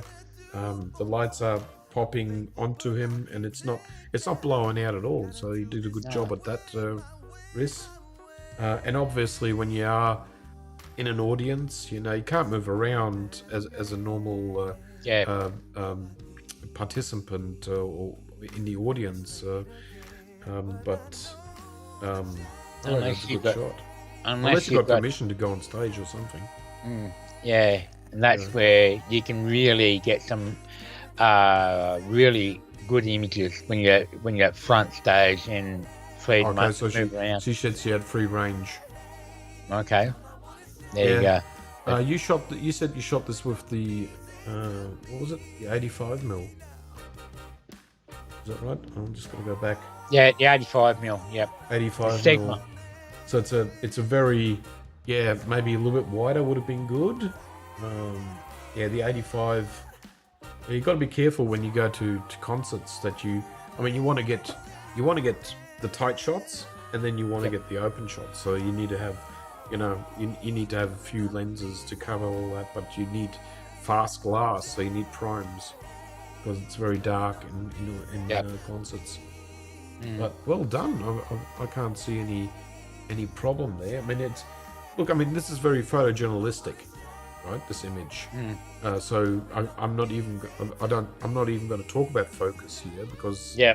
it doesn't come into play, and it was shot at 1/100th of a second, just to get enough light into the camera, obviously, because it was shot at high ISO. A slow enough shutter speed, and I get all that risk, and Yep. and it was a small, busy stage. She says so. I mean, you got to watch out for cables. You got to watch yourself. You got to watch out that you are not in the way. It's I mean, you got all the not just the band, but you also got the rookies and all that. What do I call the people that actually set up the stage and all that? They're all around. Roadies. Sorry, Roadies. the roadies. Roadies. Yeah. So you got all them around. And it was you shot it with a freehand flash as well. There you go. The groupies. Yeah, it's the roadies. Yeah, I like the shot. It's sort of like it almost looks like a Jimmy Barnes, isn't it? Like a Jimmy Barnes, Got that feel to famous it, Australian singer. I do like the shot. I mean, unfortunately, the only thing that irks me is that he's actually wearing that that watch, and that doesn't, because he's wearing the watch. It doesn't make this picture timeless. Like if he wasn't wearing the watch, it would have been timeless. It could have been shot, I don't know, in the 60s. It could have been shot in the 70s, 80s, or whenever. That would have been really, really good. But because he's got, I think it's a smartwatch. It looks like a smartwatch to me, and I think one of those Mac things, Apple smartwatches or whatever. But because he's wearing that. But there's nothing you can do about it. Obviously, that's up to him what he wears. But that's the only downside. But I love his emotion, and you got him spot on. With at that very moment, that very split second. Yeah. Love it. Yeah, great shot, Riz. I told you should go professional. So that was the end of our CC. Once you got the A9, you can just you won't have any problems anymore. Okay. There's another rubbin. And again, thanks guys for submission. All the submissions that you've done, and we hope we weren't too harsh on all the work. I mean, we are harsh on our own work as well. I mean, if anything, I tear myself apart. Like I don't show. I only show maybe 10% of the images that I shoot. Because I find one thing or another, and I hate myself over actually ever showing those pictures, and I just don't do it. And I'm just my own worst critic, really.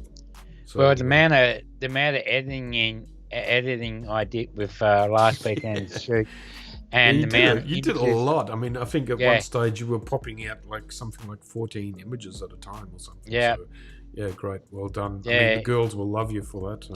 I've just and that's what push out that's what images. we do. That's what we do it for, because they do. Yes, I mean, I can understand where you're coming from. Yes, I was being very criticizing with myself with the images and that, making sure I'm not just to please myself, but I've got to please the person I shot. So, and that was no means I took my time about it or anything either. I mean, there were so many girls. I mean, we shot, as you mentioned, we shot so many people. So I didn't know what my head was spinning constantly. Like I was trying to, trying to focus on one girl, but then there was other girls, and I didn't want to take too much time up, and also make the girl that I was shooting available to other photographers, and so and I don't know. I was working in my own little world. I Yeah, didn't even know how many photographers were around, to I be think there honest. were originally there was supposed to be 8, Yeah, but 8 yeah, I think photographers and 20 models. 20 So models. Yeah, I've never heard yeah, of that sort of like.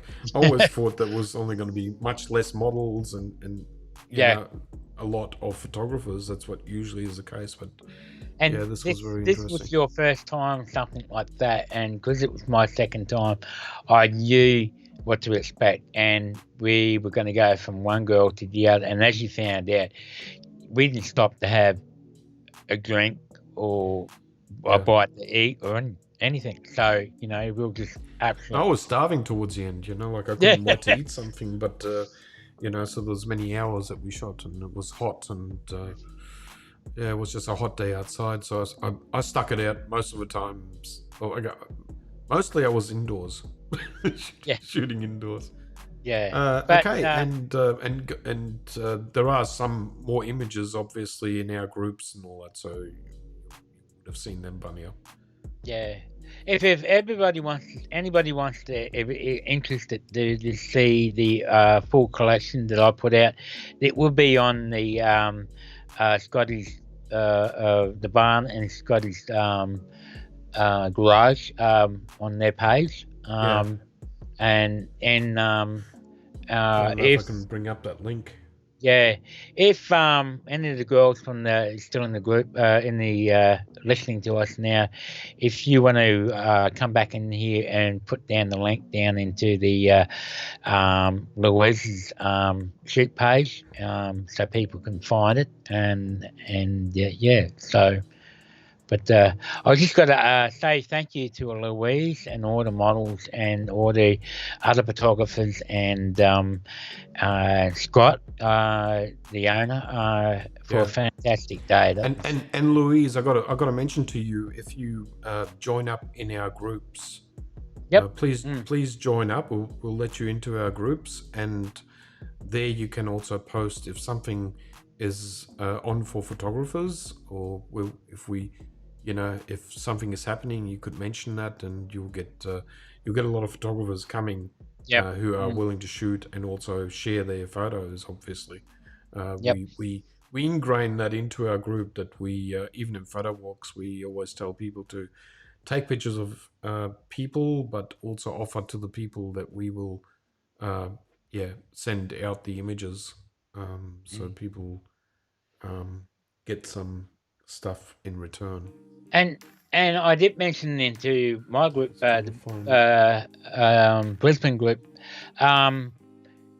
these sort of what you just saw, the images that we shot from Saturday, these are the sort of things that you can just go to like a retro car display or something, because these girls, they go to these sort of things and they'll be just wandering around waiting for someone that's taking photos of these cars, and that's your opportunity. If you want to practice portraiture, you got a good opportunity to shoot these girls. Just you pay your fees to get in to these car shows and stuff, and these girls they're there, and they're more than happy to pose for you and that, and give you those sort of shots that you've been always wanting to try.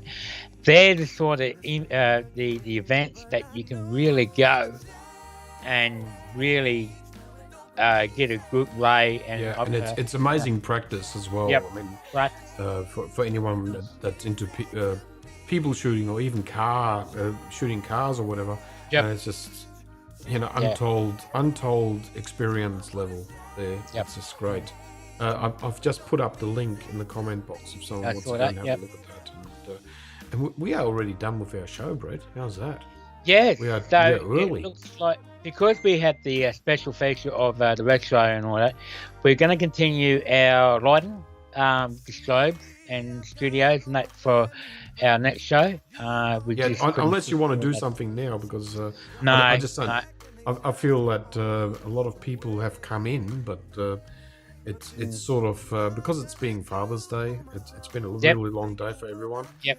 We're coming to 2 hours now, so we don't have the time. So we'll continue with the riding series in the next show, and but we did have like I said, the retro talk and so forth. We want to discuss and show. We saturated everyone with images, didn't we? Yeah, we showed all these images. Then we did the other photographers in our groups as well. Yeah, we did. So it was just so much to talk about, and we got through it all, and we even got through the news, which is good. I mean, I'm always usually when I talk about news, I prefer, and Brett does too. We prefer talking about facts and the things that are actually that have happened. Yeah, a lot of people are now talking about the new Sony cameras that are going to come out, and there's Sony rumors and all this sort of stuff. But I just don't. I tend to not talk too much about this because it's just not. It's not there. Like the image, the cameras are not out, and it hasn't been announced at all.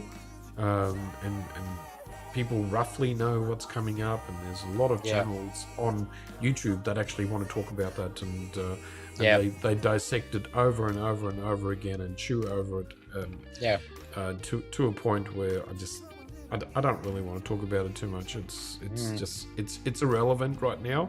It only gets relevant once it becomes an announcement from the manufacturer. The camera you have in your hands right now and what you got is your best camera. So, but anyhow, we're just going to read out a few things here. Like Riz just said, she got offered to photograph some Holdens for a club in October at a dealer. Might chat to you guys for some tips. Absolutely, that's what we're here for. But also. Look, I mean, go shoot, Riz. I do think that you've got an eye for photography, and you should get yourself more and more into it. So, that's right. Try it and because it's your passion, it just seems just a shame of that you are not really pursuing it 100%. So Brett Azamat said, Brett, is there any info updates on the possible trip you mentioned on the photo walk? October.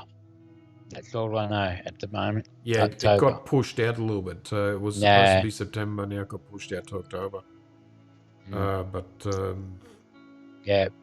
as I say, as soon as I know anything more about it, and I've got to wait for the confirmations. I just can't, but anyhow, looks like in October at the moment. So, and I'm looking forward to it.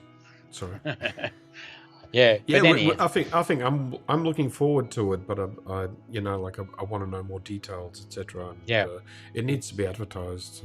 We already spoke about this. And Lauren said, I'm just waiting for my new lens so I can spy on the neighbours. What's happening there, Lauren? New lens. Oh. What's the mystery lens? That's what I would like to know. Probably getting the 200, 600. Take photos of things. Oh, so she's Sigma stuck at home. Sigma 100, 400. Sounds good. Didn't you have that lens, Mark? I had the Sigma 150 to 600. Yeah, that's right. The C lens, and it was not a bad lens actually, but I'm quite happy with the Sony 200 to 600, obviously. But Okay, so what else have we got here? We're just going to communicate with people here. So Lauren is still down in Melbourne and stuck there. So when are you going to come up again, Lauren? I mean, you only have to self-isolate for 2 weeks and you're scot-free to run around here in Queensland. At the moment, anyway. And John says, said Yeah, John said, thanks, Brett and Mark. Great show and appreciate your comments. You're welcome, mate. Yeah, that's what we're here for. Yeah. So Jason said you got this. When are you selling all your gear again, Jason? Yeah. Get back to me about an offer. Like I'm still interested in that Pro Photo. So what's the go there, Jason? Are you getting up photography, or you just going to upgrade on something, or what? So, I think it's got something to do with his car. He wants to do some upgrades on his car. Are you going to put wings on it? Are you going to put wings on it? Going to Canon. Fly? Joke. I knew that was a joke. But anyway. Going to Canon. We're not going to talk to you anymore. No. No, if you go to Canon. Yeah. Okay, thanks, Brent and Mark. Great show, and I appreciate your comments. No worries, John. You're always welcome, and we really enjoy your images. You are really finding your path here. It's really good. Yeah. And Lauren says, haha, a few years' time when they open the borders. Well, going by what Jason said, 2013, that's just a terrible thought. Like I need to be overseas and I can't go. Okay, so jokes. Yes, Jason, we're going to try and sort that out, mate. One-on-one sessions on. How to contact us, guys. Yeah, I've just been doing so much stuff, and I'm trying to get there myself too. So, but the other thing is what plays on my mind that we just had this recent bit of a spike of the COVID-19, but it tends to settle down a bit more. We had all those restrictions coming up from Brisbane right up to Toowoomba. So, and at the moment, I'm not getting a lot of people sort of interested in going to photo walks and stuff. So that's a bit of a bummer because I think there's a lot of people are still petrified or not comfortable or a bit, or scared going out. But hopefully once this sort of blows over a bit and people start to think, hey, we can go back out, but we can do all this safely, and be aware of what's going on and cleaning your hands and stuff. We can do all these things. It's just that we need more people to be interested in what we're going to offer. Oh, should we give that secret away, Brett, how we met? Yeah. We met on the dance floor, Azza. It was quite romantic. The candles were lit. No, it was simple. I went to one of Brett's photo walks, and we met up there, and we got on pretty well, and we thought, let's just move on from here. And then later on, Brett invited me to become a moderator in the group, and we've been just moving mountains since then. So I've been pushing him and he's been pushing me, and it's one of those. It's great if you find a fellow photographer, and this is a good tip actually to find yourself a fellow photographer that's on the same wavelength as you are, as I and everyone else here that's listening in. Because sometimes you need motivation and you need to get yourself out of bed, kick yourself out of bed before sunrise, etc., and doing all these things. And you go hiking, and it's also a great safety thing as well. When you go hiking, you got another person with you, and all these things build up to being a really good idea of actually, just join up with someone else that is just as enthusiastic as you are about photography. I don't care what camera that person has got. I mean, it just happened to be that Brett had the same, Sony, but it could have been someone with a Canon or whatever. Like years before I met Brett, I used to go on hikes and trips with a photographer that he had a Canon. He had Canon gear, and back then I had Nikon gear, and we just got on really well, and we went on Yep. hikes and we did all sorts of shooting, and it was just we were drawing on each other's ideas. That's So right. yeah, go And out that's there what and it's do it. about. That's Yep. what it's all about. Yeah. And because Mark and I got on so well, we're two total different photographers shooting different genres, and that Mark never used to shoot half the things that he's shooting Yeah. now. So I'm a fashion Yep. photographer. So I mean, Mm, going on a photo walk was that it seemed almost weird to me to do a photo walk, but mm. you see the benefits. And here we are now. We're doing photo walks. We're doing live shows. We're doing hopefully some more videos and so Yeah, forth. we're going more video centric as well. Mm, So there's a lot of stuff happening that is on the horizon. I mean, we're constantly between Brett and myself, we're constantly bouncing ideas, and we're mm, constantly bouncing ways of how we can improve the group, how we can get the group into motion. And when you yeah, see, like, I don't know how many people you've got now. You've got 420 in your group, Brett. yeah. I think we're getting up to 450. Yeah, Yeah, and I've right. got my group is 130 or so, but Mm, we always are egging on each other, trying to work out what would make photography more interesting for people that are in the groups, and what do they want to hear from us, and mm, we always are looking for input as well, but it has to be obviously meaningful input, and it has to be obviously something that we can do. There are certain things that we can't do, like we were talking about doing workshops in Vietnam, for instance, and yeah, that just all fell through because of the COVID, and all these things that people don't know about or mm, haven't heard us talking yeah. about. We are basically every second day or so on the phone to each other Mm. and bouncing ideas. So And what Mark said, Vietnam, that was almost going to be a possible real thing. We could have had an opportunity that people could buy tickets and do a workshop in Vietnam at yeah. really good, because we know someone that's got the go to places and the contacts and stuff like that. So yeah, But it's always interesting when you meet fellow photographers. I mean, sometimes you click, and it's yep, really interesting. Like one of the fellow photographers in the group, Tan, for instance, mm, that Brett and I know, he's been with us on photo walks, like private photo walks, and he's come with us. Like, I mean, everyone that is here in the comment box, we know everyone, and we are really more or less best friends, and mm. we're always looking forward to seeing everyone, like Riss and Lauren. Unfortunately, Lauren's in Melbourne now, so she fell through the gaps.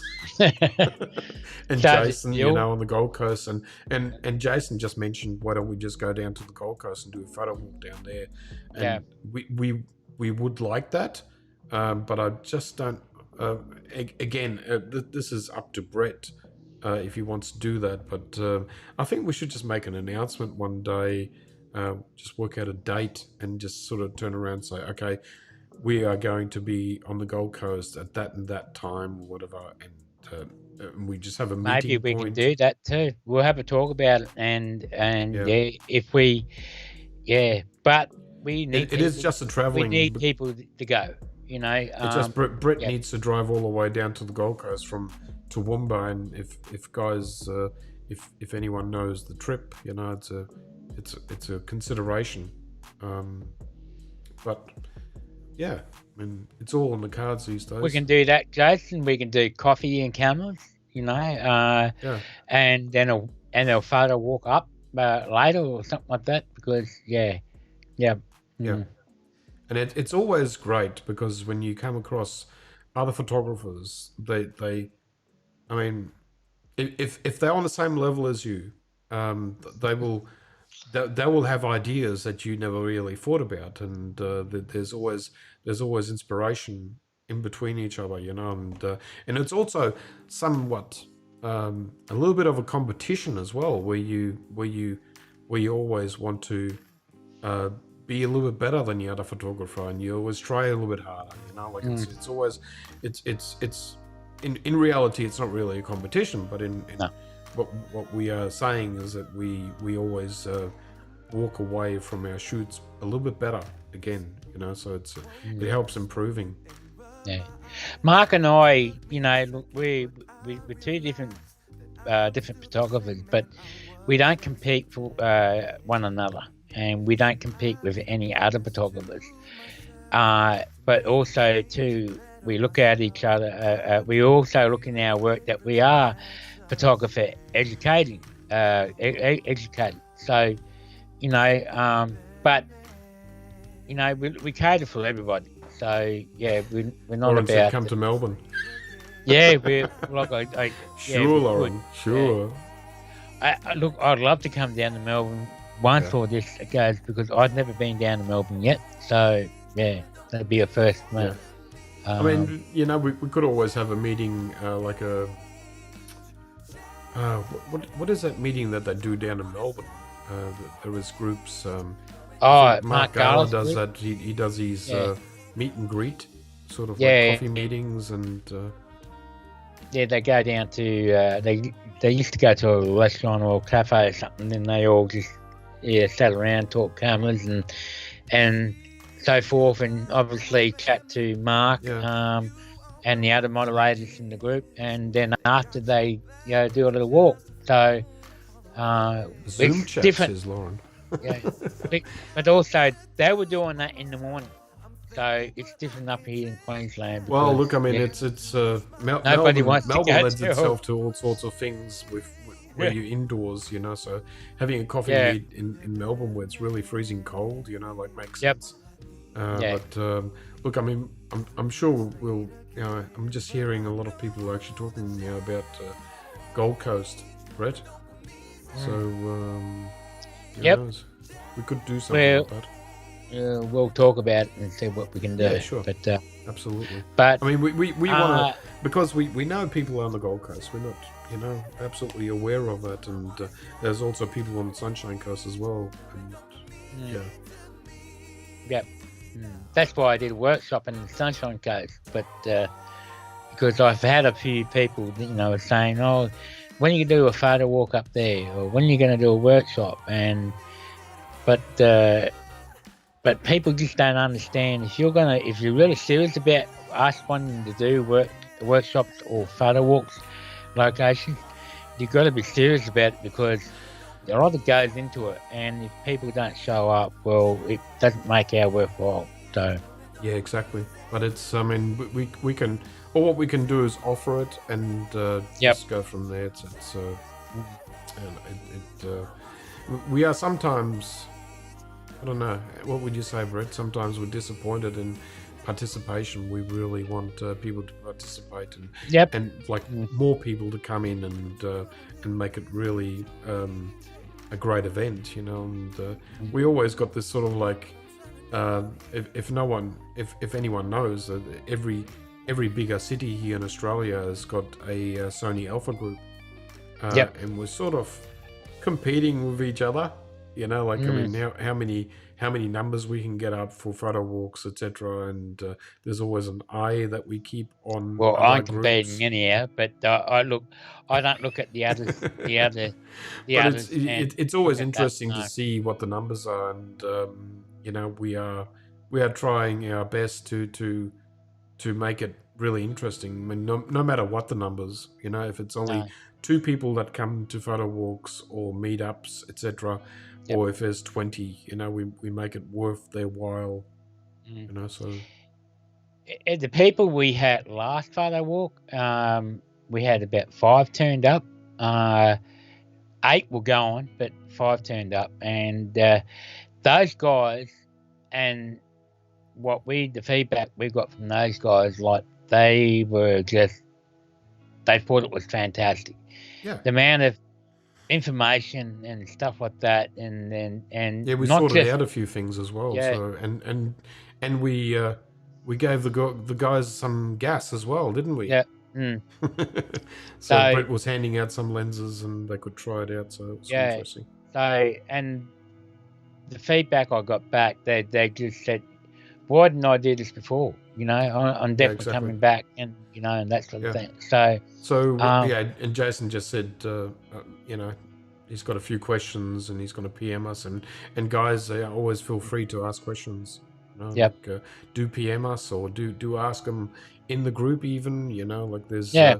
there's a lot more photographers than you might think that are professional and very knowledge based as well. So it never hurts to ask a question, and any question, doesn't matter how silly you might think it is worthwhile asking. You know, because it makes us think, and it also if it helps you, it helps us.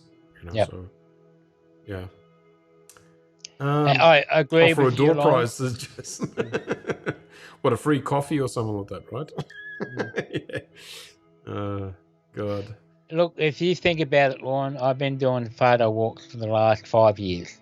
And they got really, really popular. And they would have been really more popular this year if COVID-19 didn't hit us. We would have had about like at least 40 people going on 40 walks this year if COVID-19 didn't happen. But even if we don't do a photo walk, even if we happen to not announce a photo walk on the Gold Coast, we can always do a meetup or something like that. But so I mean, in the groups, we always announce stuff like that in the groups, and we let people know. So just just keep an eye open for that. Well, guys, we've done it again. Over 2 hours again. we did it. We did it, but we stretched it a little bit, didn't we? I mean, we did. Yeah. When we were actually finished with all the reviewing and all that, was we did quarter to 9. So yeah. But we missed out on the like we were supposed to continue with the flag section. But anyhow, like I said, we'll move that on to the next show. Yeah, absolutely. It's going to be another banger. We're going to push that out, which is going to be next Sunday again, because we were supposed to have 2 weeks off, like 2 weekends, but we decided to just do this one as well because we miss you guys. Yeah. Okay, guys, and with that said, everyone, hope everyone had a good Father's Day today, and I hope everyone is going to have a really nice week. And until we see each other again, goodbye. It's bye from me, it's bye from him, and keep on shooting. Keep on shooting and stay in the camera, stay in the lens. Bye, guys.